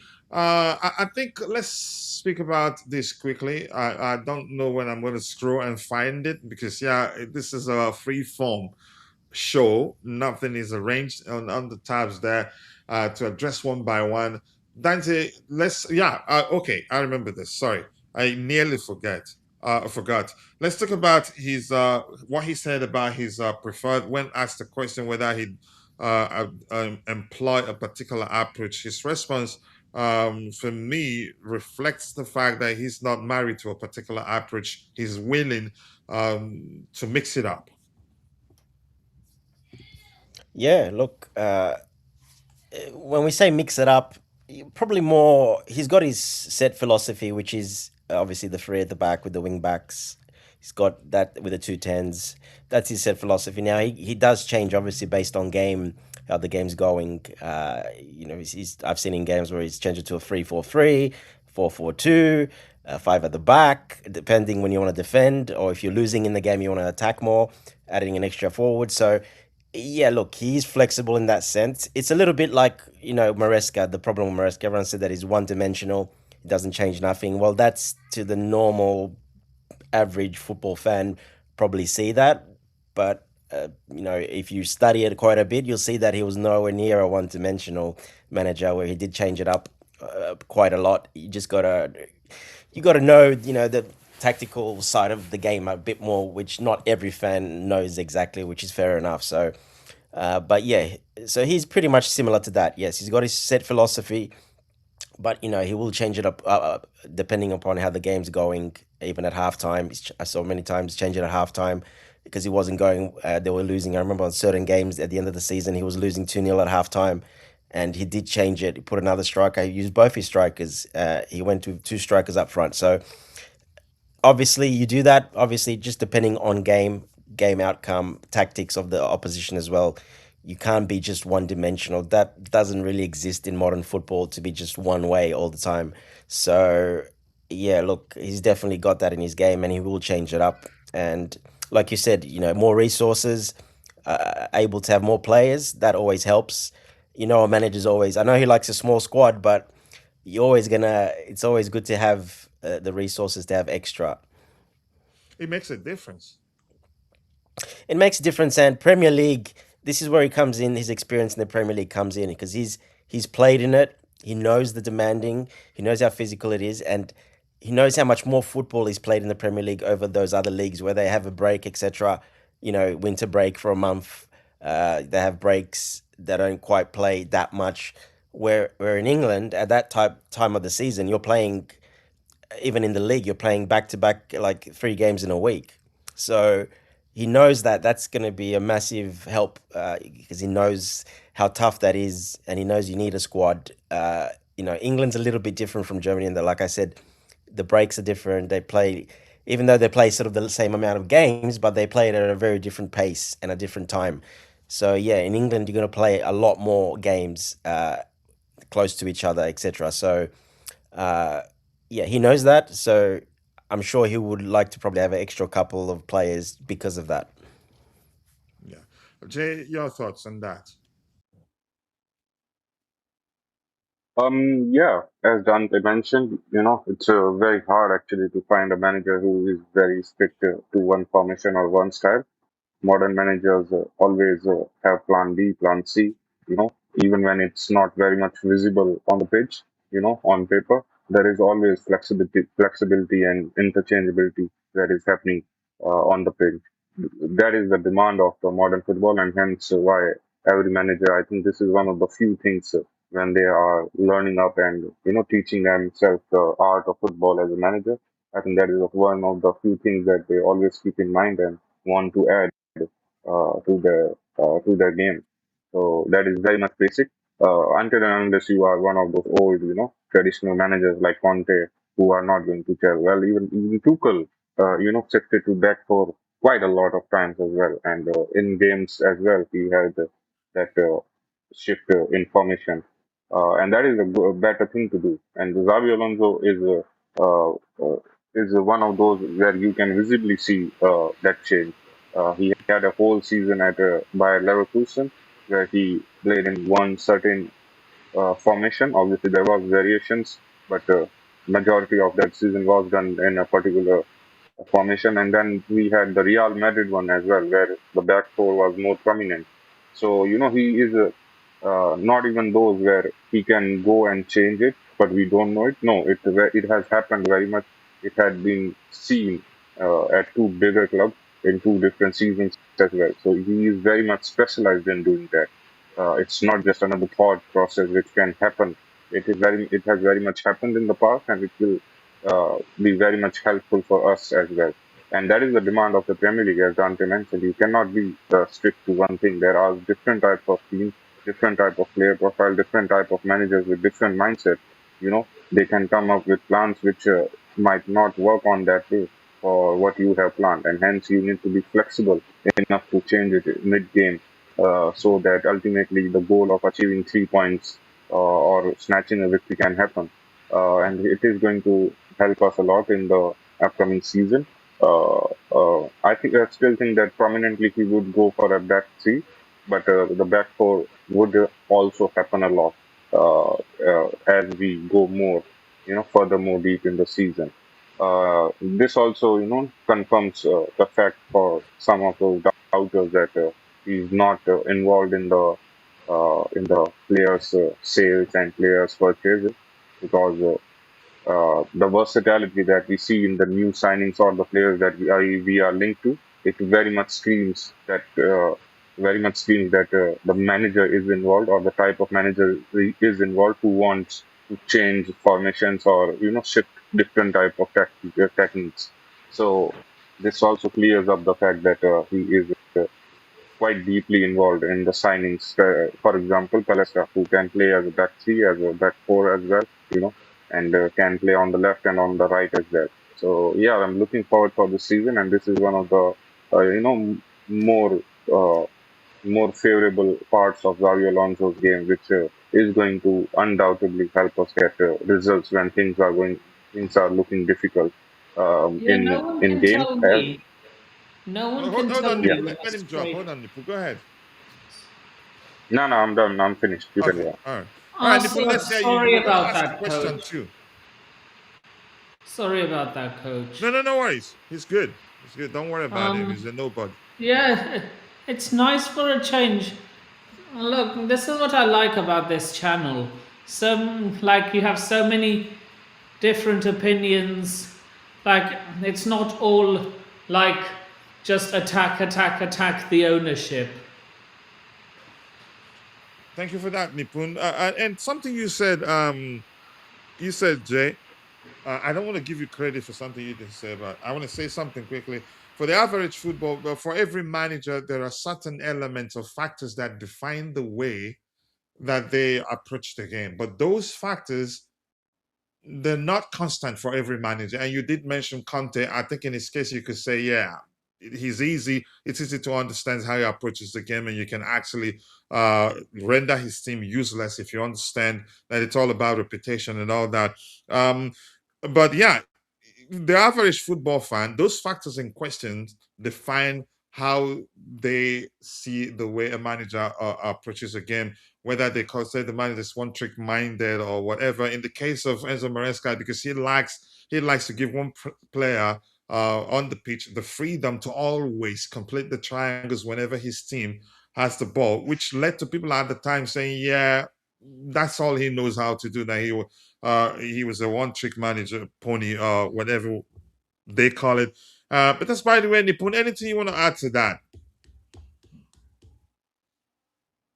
Sorry, can you repeat that? I went off Anything you on want to it. add to Xavi Alonso's response to the question on what formation he'd play at Chelsea? Just something to that effect. Well, I think he had the correct response. Yeah. Uh, All right, Jay, I'm going to come back to you, Jay. Let's talk about his response to the question with regards to the future of Enzo Fernandez. For me, I'm not quite sure how to read that. I'd say it's still 50-50. He could still stay or leave. The reason being the change in tone. What was Pastore? What he said the last time we heard something from his camp, something to the effect of after the World Cup, we'll sit and speak with Chelsea, with the Chelsea hierarchy, and decide what would be best for all parties involved. But Alonso's response, the fact that he spoke with them, but wouldn't want to divulge or maybe let us know what they talked about. You can't say for certain he's staying or he's leaving, but I want to hear from you. What do you make of his response? Um, Overall, look, first of all, the overall, tone and how he handled the press conference was very much impressive. There was nothing flashy. It was quite standard, quite basic, and that is something that we have been missing with the different type of managers we are seeing. It has always been, either it's too much talk, too much optimistic, which comes back to bite the managers early on, and they are being targeted for their own words, or either it is somewhat, not good, not a good translation in English where it is misinterpreted as well. He is very much fluent, so the overall press conference, I liked it a lot. He answered all the questions in a very strategic manner, where nothing can be inferred from it otherwise. Talking about the Enzo thing, look, if you want to judge how a manager has responded in the press conferences, you have to imagine the opposite or the other option of that response in your head. How much possible the other response can be from what he said. Now, if the possibility of that response is close to nothing, then that means you cannot take that response that seriously, which is in case of Enzo Fernandez comment. Now you cannot expect him to say that he's not going to stay with us, or he's not coming back, or he is not our player, or all those things. That was the obvious answer that he gave. You cannot expect the manager to just to go and negate a player who is worth 120, 130 million. That is very strategic. So there was no other options for him to say, which tells me that this matter is very much open, and he just answered something that had to be answered because there was no other option for him to be answered in any other way. So the Enzo Fernandez matter is still in the air very much, and I do not think that anything has changed to that aspect. Jay, wouldn't it actually hurt to say you agree with me? It would. It would. I mean, it's up in the air. It's Don't push 50 it. 50 at this point, in my opinion. Go ahead, Dante. I said, don't push it. Don't push too much. He couldn't come around to say, you know what, I agree with actually agree with Coach. I'm just kidding. But Dante, let's hear you. What do you make of his response to Yeah, look, that question? basically, it is that he didn't answer it, positively or negatively. It's pretty much still up in the air, to be honest. So that's pretty much the way I saw it. He answered it. There's no certainty yet that he's staying. There's no 100% certainty that he's leaving. So it's pretty much up in the air. So that's what I took from it as well, basically. So he can't really say, he can't really go full on and say the exact truth. So he just just quickly said yes, and that's it. Move on. Again, if you watch these coaches, to diverge what they discussed during his conversation. correct. And if you see these coaches, every time they look at the press officer next, that means he's not talking anymore after that. So the press officer quickly changes to another guy in the crowd. So Wait, they're pretty well drilled. Let me say this. So you're saying I've seen that happen, but never thought about what what they could be doing in those occasions. So he's probably seeking consent to whether answer a question, right? Not consent. It's more of quickly move on to another question, another guy, change it up, basically. Yes. So he doesn't have to answer it in specifics, give specifics, or be asked the question again, or that same reporter to then go and follow up the question with a similar question. So if you pay attention, that's what happens. And that happened twice in that interview. And that was one of the times it happened. But that's a very normal thing in the industry. That's they're going together in those press conferences, having a plan what to say, what not to say. And if you get something close to it, usually the manager looks at the press guy and he quickly changes the subject and picks another guy to ask another question quickly to move it on. It's just, that's how it works. That's how it's always been. And it looks like it's still the same. So overall, we all agree. We're on the same page that it's 50-50 at this point. So we're not certain whether he leaves or stays. Nipun, let's hear your thoughts if you're there. I'm still here. Your thought, the future of Enzo Fernandez. I'm quite sure you're aware of. Look, I've already made my feelings very clear on him. Mm-hmm. Like after all that, all the pole dancing, all the pole dancing for Real Madrid, only for them to say we're not interested. I can't lie, that makes me laugh so much. Now he'll just have to deal with, in probably his own head, little old Chelsea.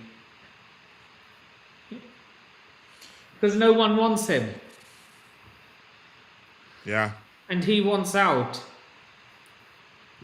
Yeah. I think plenty want him. At some point I was like, you know what? But honestly, what I think will happen is that he might be ambitious, but he's not delusional. I think he will eventually accept that he's going nowhere and try to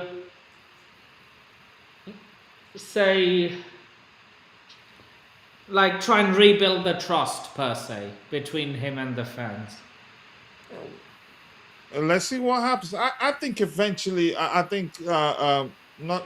Let me just forget about that. I think probably that could lead to him not being properly settled at the club. That's just my opinion anyway, but we'll see what happens. But yeah, here's something I He's disagree with you, Dante, and I want to get Jay's opinion. Hopefully, let's see what he has to say about this. This says the way Xavi spoke about Cole Palmer, you just know he will do beautiful stuff with him. I'm not saying this guy, this particular user, Mr. Brown. I'm not saying he agrees with Dante, because Dante, were you the one? Who was the person? Were you the one that said something to the effect that suggests he might be planning to build the team around Cole Palmer? And I said, I No, don't think so. I did not I say think that. he's just probably going to be. Would it be correct to say part of the cog, engine cog, or one of the The only thing I cogs? said, One of the coach, cogs is in you said that make the engine run. But go ahead. let me clarify again. What I did say is, he's been all about team culture, basics, basically team culture, team first, team first, team first. We've seen that across everywhere. We've spoken before, and especially now. It's all about that. Teams first. There's no real individuals. Now, in the interview, he did stray from that a little bit, where he was asked about Cole Palmer, and you read the comments out what he said about Cole Palmer. Well, he moved away from that team a little bit and kind of, said he's extra special in a way. Cole Palmer is a little bit more special. So he kind of, went away from team to saying Cole Palmer's a little bit different.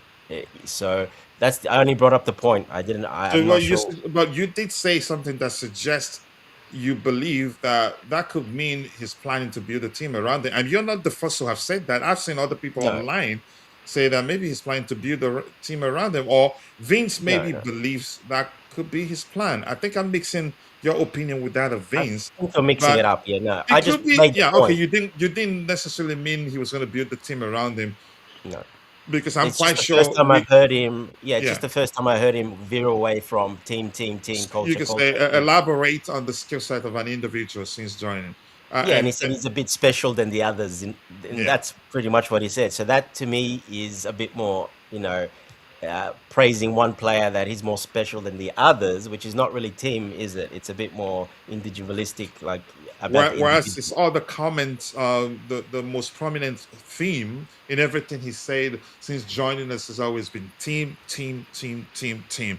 Yes. I would say to those that maybe listen to him, that believe that he could be planning to build the team around Cole Palmer, I don't think he does that. He's not that sort of manager. He builds a team.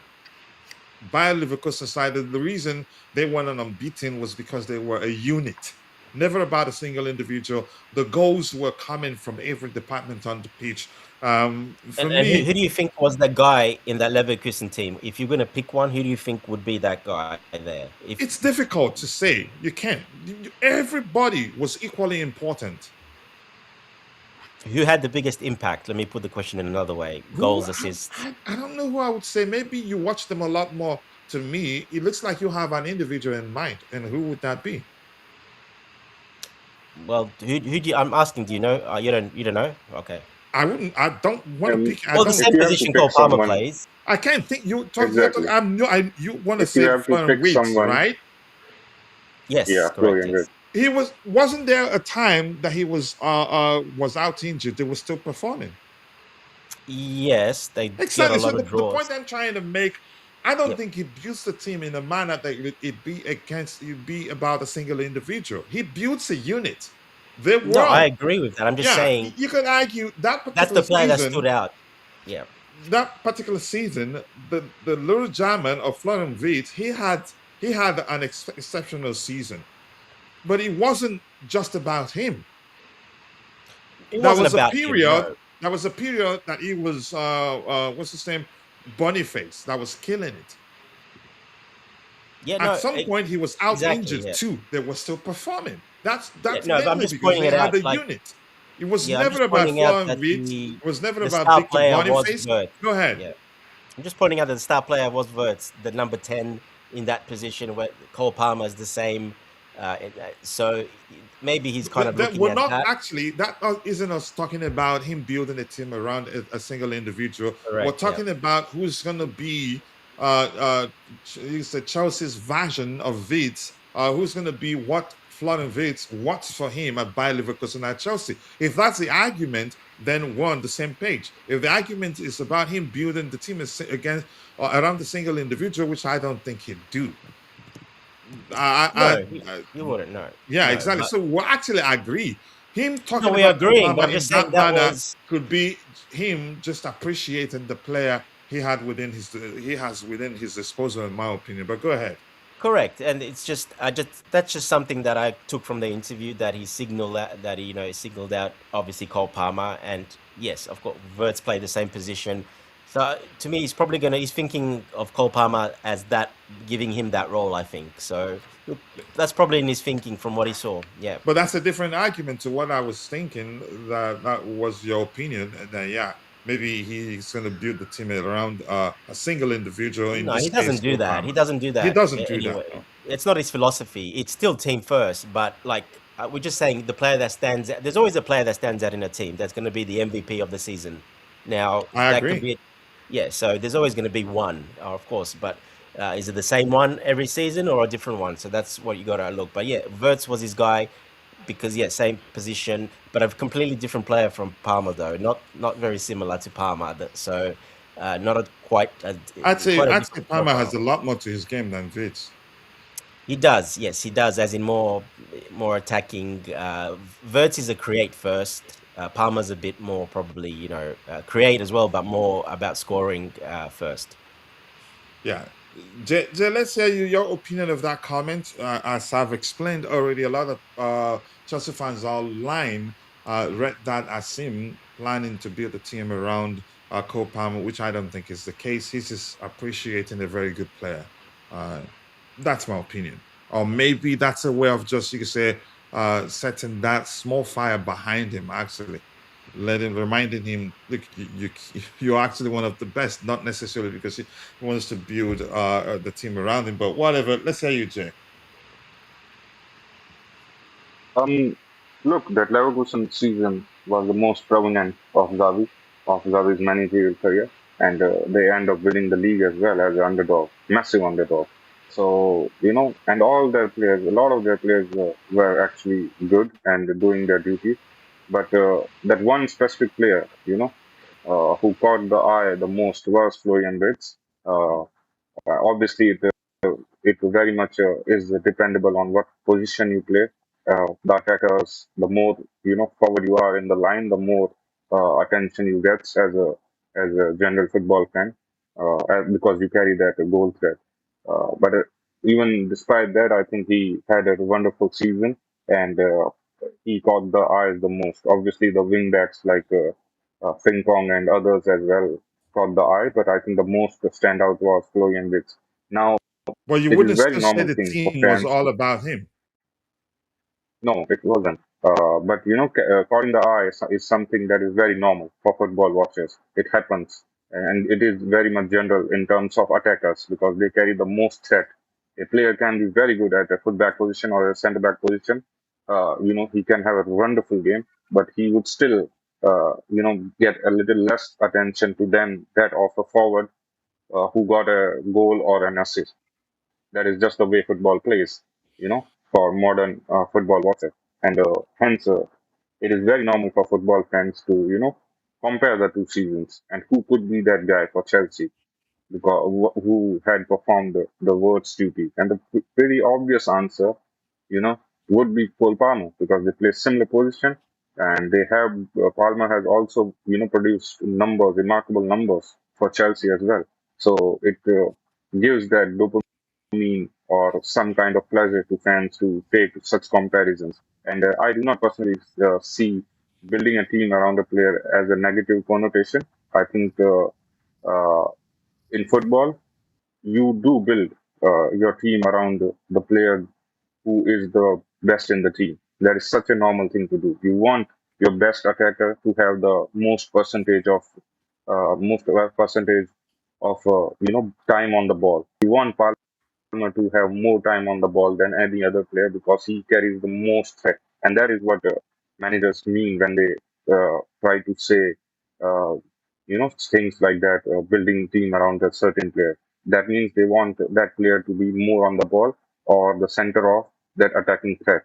And that is what Palmer might end up doing for us under Xabi Alonso. So I do not see that as something that, might alter the team in general or hamper the team in general. But at the same time, I understand your point because it can be taken in a negative connotation in a way that building around the team carries a threat, which is if you take that player out of the team suddenly collapses. The team suddenly, stops playing football, or the team And that's actually suddenly what a forgets. lot of Chelsea fans want. A lot of fans want. That's the extreme aspect of that. That's the difference Yeah, between exactly. wanting a player to be more involved because of that player's ability. Because when you involve that player, the team does better. The player doesn't have to score Yeah, 30 goals, 40 goals. But when an average fan say build the team around a player, they're expecting tons of goals, tons of assists, they're expecting that player to be performing week in, week out. They expect it to be all about that particular player, which is extreme.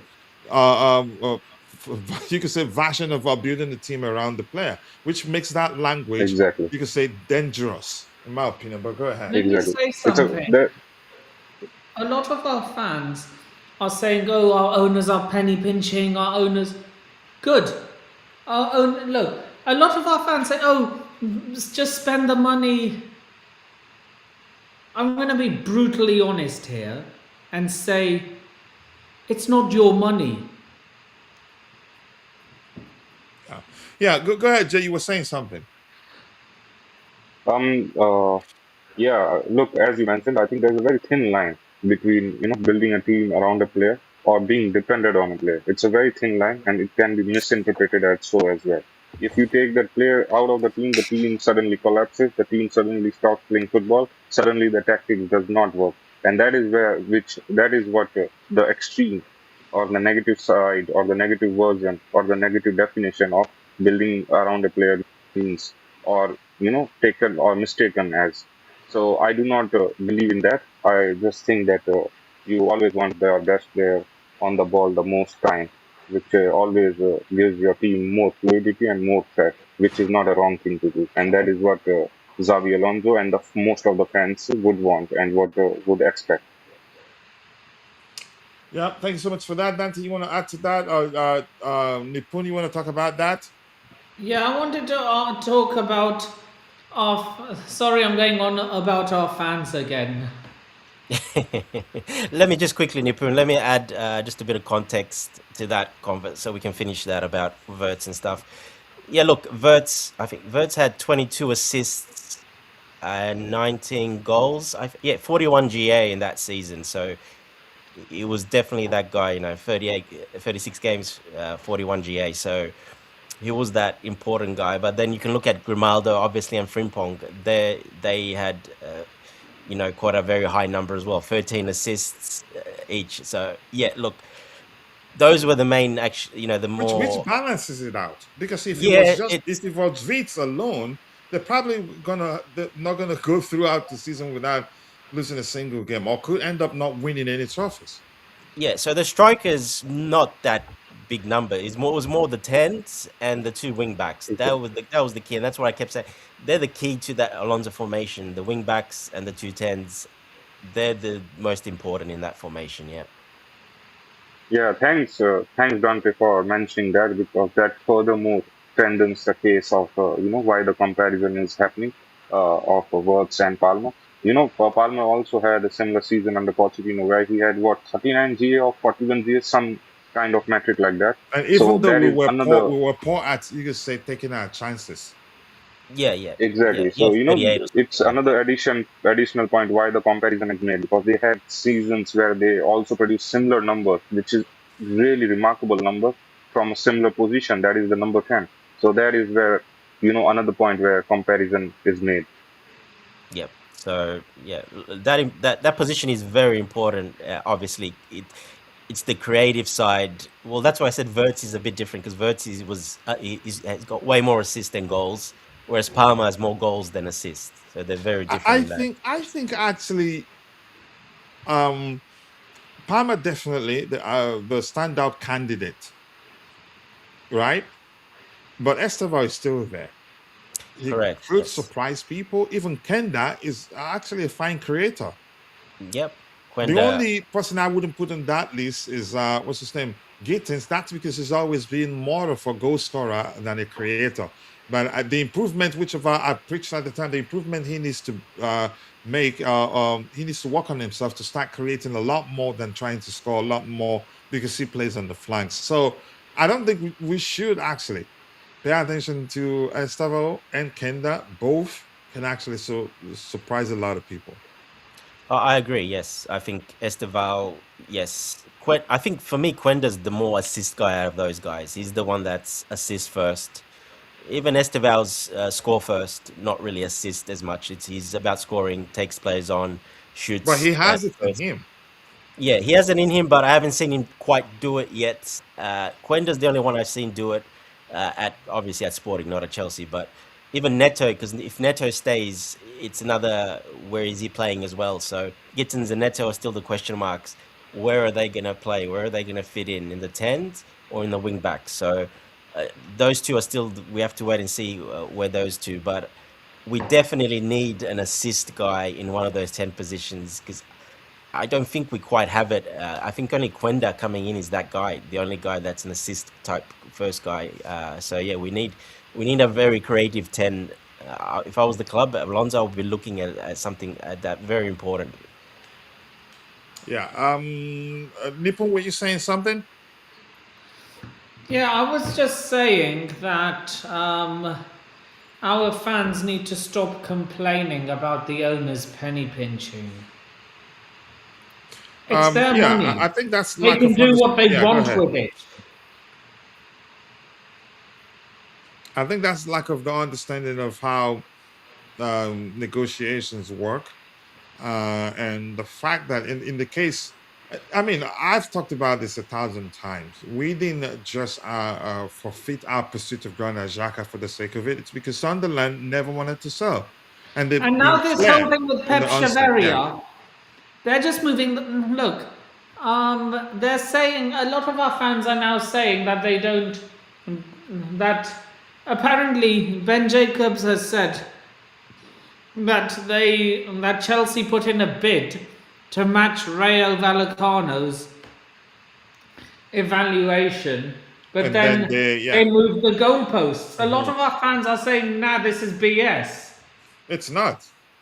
It's not. These things happen all the time, and I think we've been trying to change the culture of clubs asking more whenever they see us. That's because, yeah, they've always known us to be the big spenders. Every time we come knocking at the door of any club, they raise the prices of their players. So, look, fans should speak their mind. It doesn't change what the facts are. I'm not saying that definitely that was the case, but there's such a lot more. That's chances that was the case, or it wasn't. But I don't want to dwell on it and stress about it.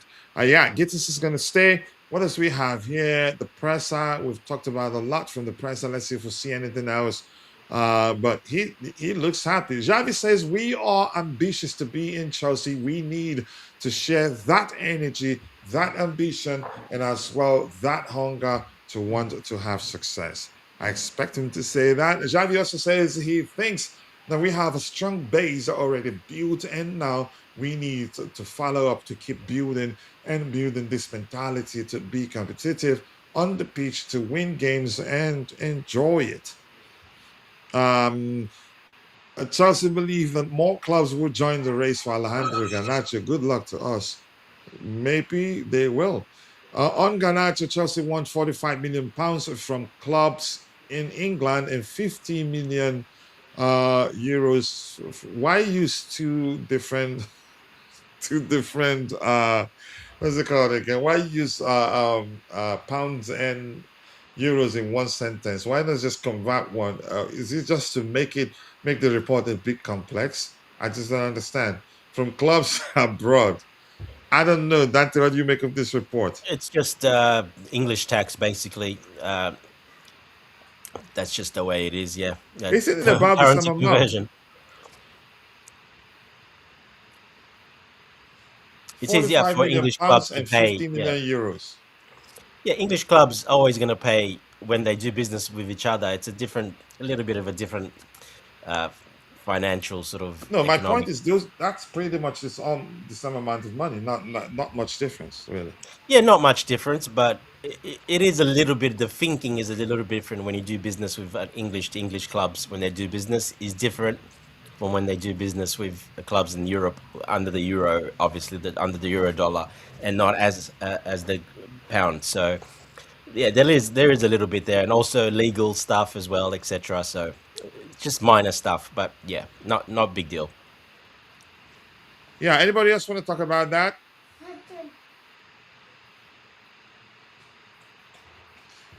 All right. Xabi Alonso here says the history of Chelsea is there. I don't need reading that. I'm quite sure a lot of you have seen that. Please let me take care of some.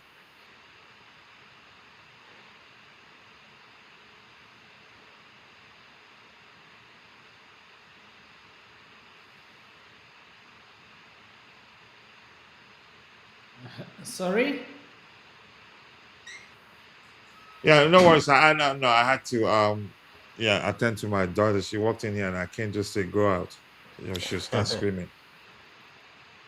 Alonso says he feels really honored. Nothing different here. What a player. Good luck, Paul Palmer. Happy for what's his name? Um, happy for Andrea Santos, Xavi, the excitement, and blah blah blah. Nothing too serious here, in my opinion. Let me see if anything new emerged as the show progressed. And if you're in the chat, if you have any question, please go ahead, ask. So we try to address your question. And you know the rule: do not ask any difficult question. Otherwise, we'll pretend we cannot see it. This year is about Chelsea. Chelsea has agreed a deal to sign 18-year-old Wigan attacking midfielder talent on a free transfer, Harrison Bertoni. Here we go. The kid probably joining a better school could end up leaving Chelsea. That's usually why a lot of them, even as free agent, they want to join Chelsea because, yeah, there's always a path. Either you end up playing for Chelsea or you end up joining a better club than the one you left. But Chelsea creates that path for you. So Xabi Alonso says, we are looking forward to Nicolas Jackson working with us. So that's actually different to what I said before. It looks like there's certain he's going to stay. It's open. You can interpret it however you want because it's not specific.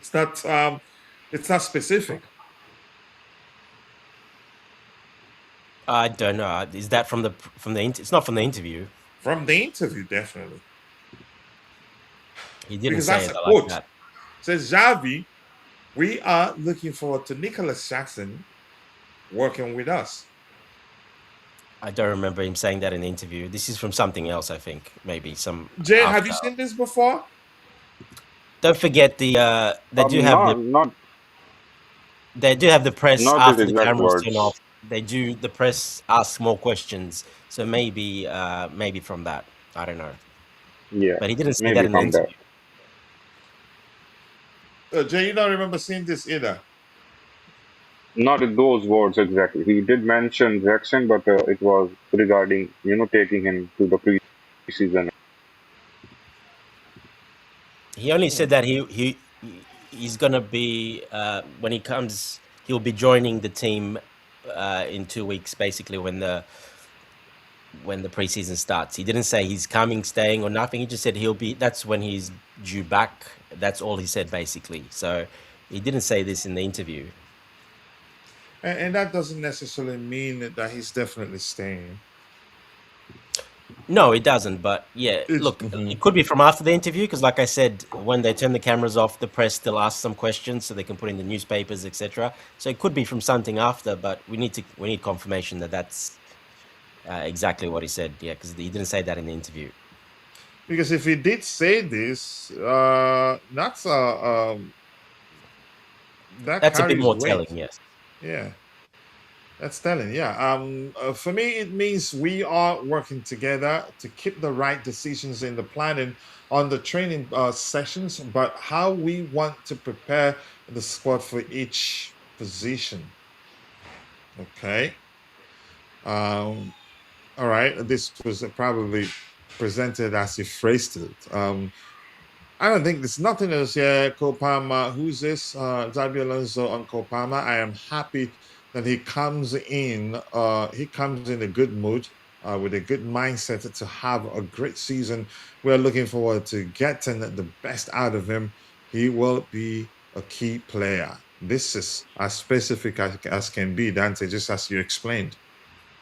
Yeah, so this I think is coming from after the interview. Looks like where they would have asked more questions, like I said, for the press, for the papers, etc. So yeah, he's doubled down on that and even made it even more, making him a key player. Saying that should tell you that's more than team to me. You wanna? Okay. Let's just leave it at that. Xabi Alonso, he has a great mentality in terms of competitiveness and his hunger. I like this guy, Palestra. I can't wait for him to get started. Xabi Alonso also confirmed that Nicolas Jackson will join preseason. It looks like Jackson could end up staying. Xabi Alonso didn't give any assurance on Enzo Fernandez. As it stands, I believe that if any club pay the asking price, he will leave. Any questions, people? Any questions before we call it a day? Nothing in the chat again to address, but I'm just going to refresh this to see if something new emerged as the show progressed. This has been spinning for like 1,000 years now. Nothing fresh on this page. Dang it. What the heck is going on here? Now it's refreshing. It's going to be dark for a while right now. But I'm going to try and Not fix much more to add. Obviously, like I said, there's probably some more interview stuff that'll come out. So we'll see what comes out. But we've covered pretty much everything, I guess. Yeah, I just wanted to see if anything new emerged as the show progressed. So we just knock them out and call it a day. I think it's been good discussion. Not enough is happening. Not a lot is happening, but yeah, something new. You can say we have enough for today. What's the hold up? This thing is taking too much time to refresh. I don't like that. But let me see what I refresh to see if anything new emerged. Jeez. It's too Yeah, slow. there's more quotes. There's a lot more quotes coming out, so it has to be from after. Yep. Any update on the pursuit of what's his name? Yeah, we talked about them moving the goalposts, asking a lot more. I wouldn't say they had agreed on than what Chelsea They believed. wanted 12 million. We were willing to give them 12 million. That's Rayo just being difficult. It's probably got to do with the structure, bonuses. They really want to pay us to pay that 21 release clause, so we pay it all up front. But obviously, yeah, there's probably other terms in that release clause that are not very favorable for Chelsea. So obviously that's why they're trying to change it. But hey, we don't know exactly what's happening. But look, we know they're negotiating.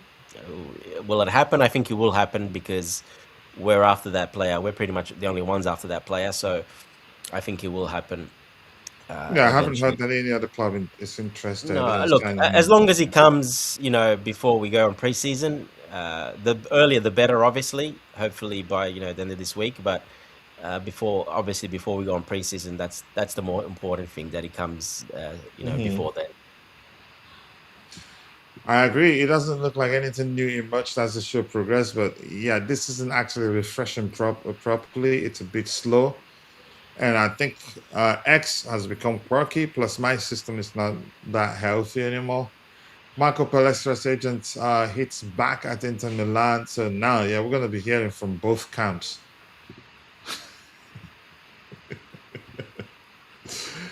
You need versatile players who are used to doing different things, and after you need specialist players. I think we have a lot of versatile players. I wouldn't say the lap is versatile, really. Yeah, he's more of a more box, I guess. But no, actually, he likes space. He likes to run at defenders.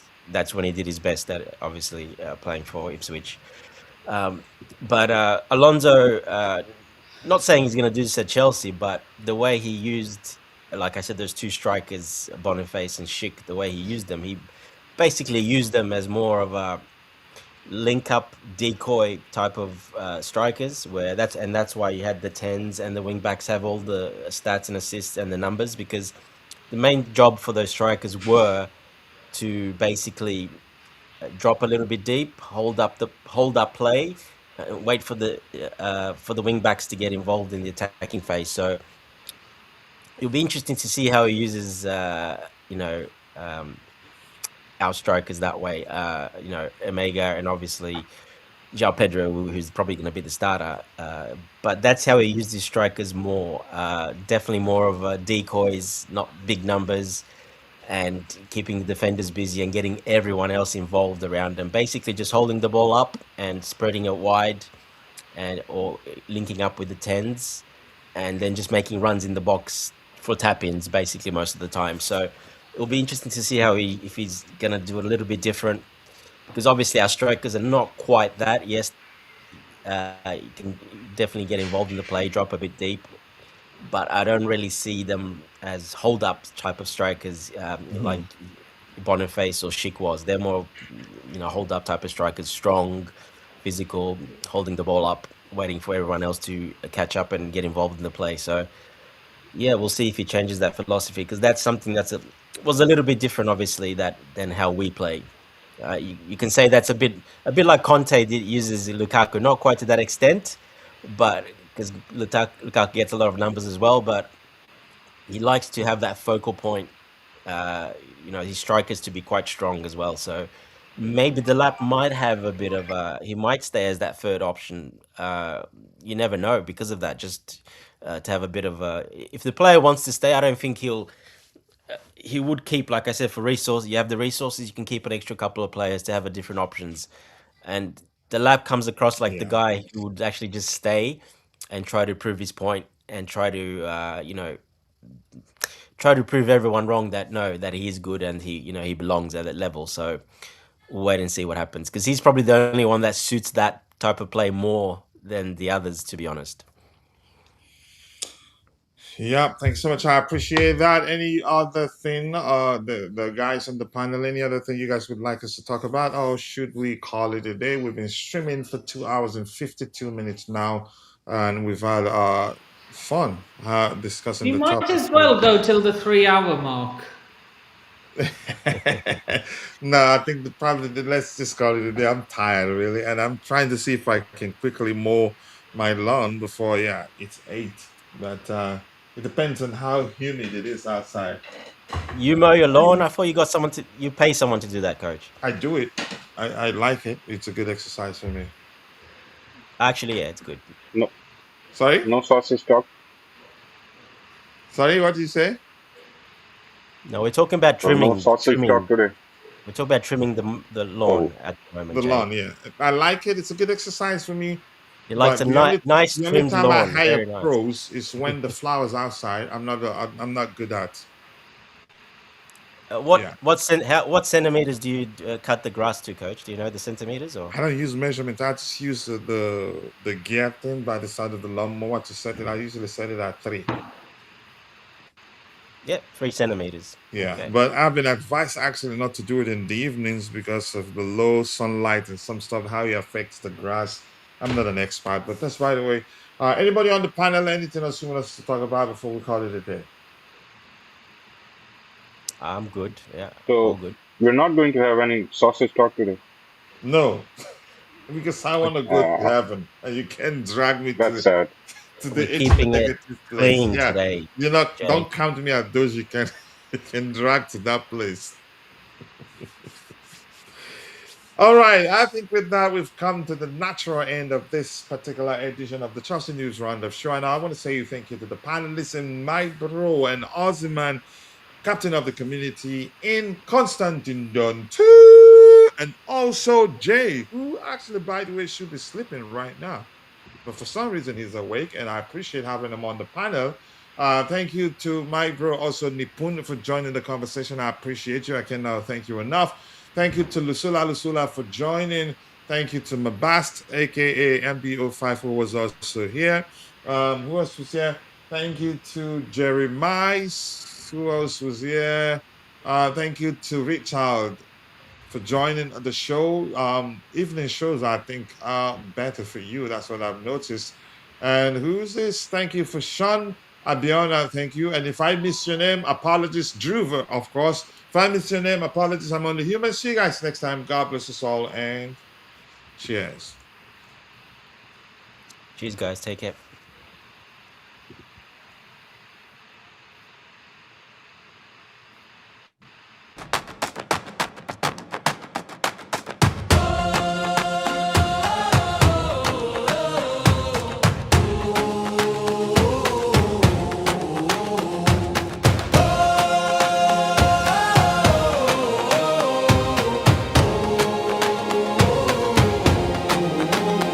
From the bridge to the stand, I carry that crest in my hand. Rain on my shoulders, still I stand. Tell me who wears it like we can.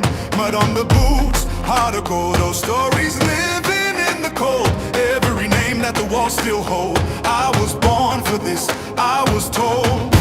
Hear that roll in the air, feel that fire everywhere. We don't bend, we don't fold. We were cut from that blue gold. Blue till the end, blue till the end. We rise again, we rise again.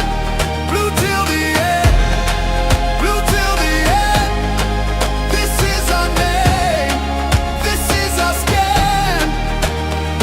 When the pressure comes down hard, we don't flinch, we play our part. Every scar on the badge says more than 1,000 songs before. From the first whistle to the last, we remember where we came from fast. No throne, no crown, no borrowed fame, just a city calling out that name.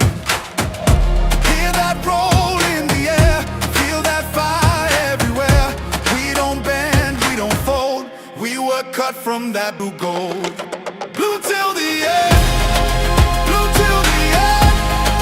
We rise again, we rise again. Blue till the end, blue till the end. This is our name, this is our skin. Let the whole ground shake, let the whole world know. We don't chase a moment, we are the whole. Hands up high, voice up loud. Same old pride, same crowd. Blue till the end, blue till the end. We rise again, we rise again. Blue till the end, blue till the end. This is our name, this is our skin.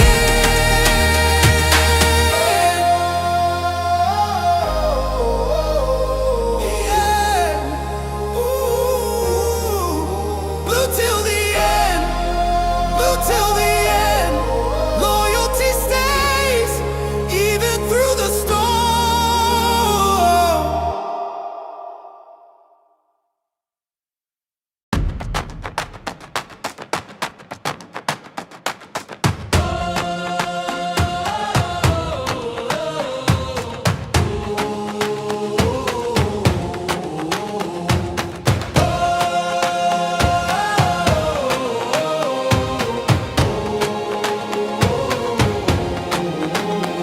From the bridge to the stand, I carry that crest in my hand. Rain on my shoulders, still I stand. Tell me who wears it like we can.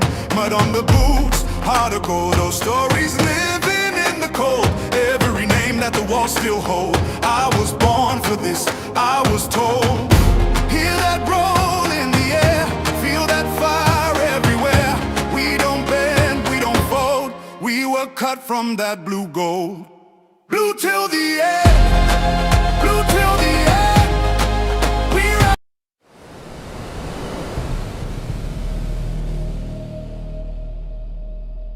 From the bridge to the stand, I carry that crest in my hand. Rain on my shoulders, still I stand. Tell me who wears it like we can. Mud on the boots, heart of gold.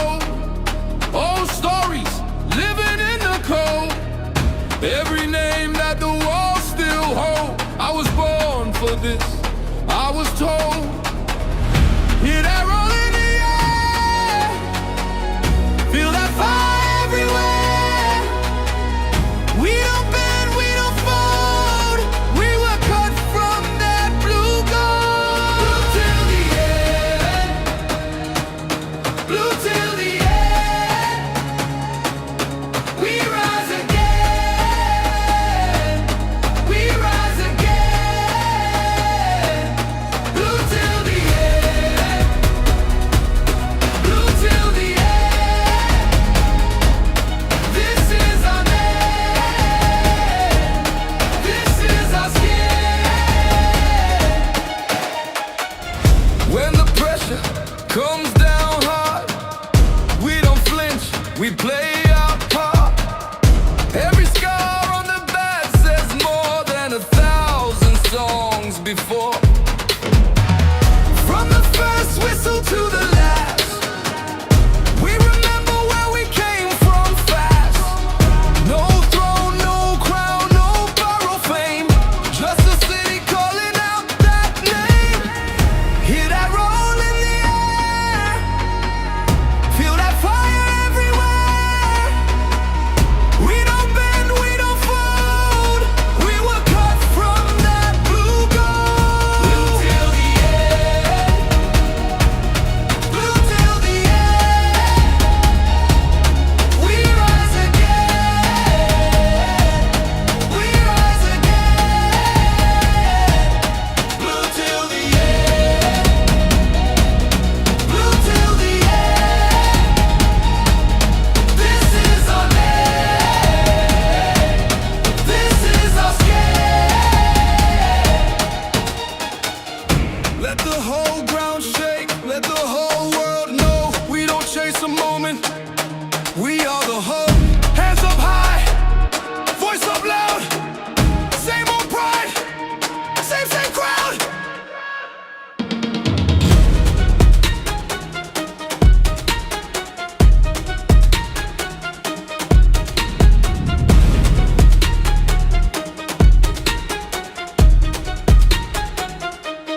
Blue till the end, blue till the end. We rise again, we rise again. Blue till the end, blue till the end. This is our land, this is our skin. Blue till the end, blue till the end. Loyalty stay, even through the storm.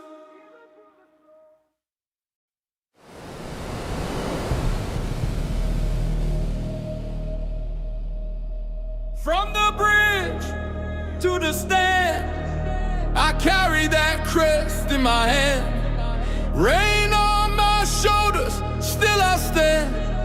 Tell me who wears it like we can.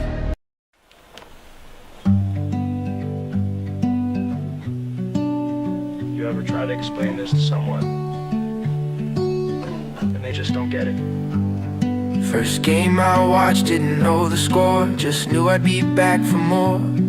Cold hands, hot cheeks in the hallway glow, a stranger yelling shoot from the row. I kept score on a folded receipt, saw my name in the bounce of the seats. You laugh like I've been here before, then I knew, yeah I knew for sure. Now my heart runs there every time you call. One small spark turns into it all. I'm back for more, I'm back for more. Same old roar, I'm back for more. You call, I run, you smile, I fall. I'm back for more, through it all.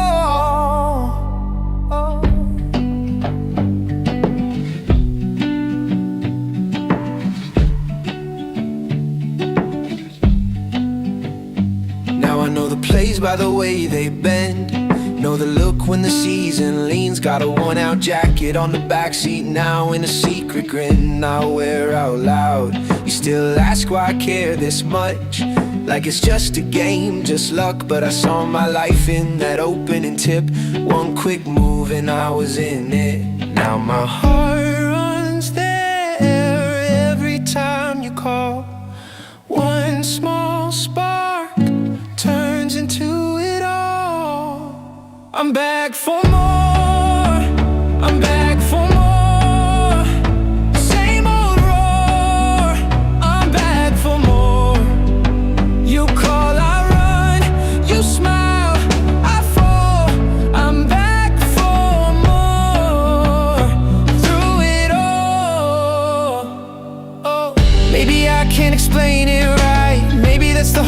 damn truth. Some things at once then stay, like a name carved through. I'm back for more, I'm back for more. Same old roar, I'm back for more.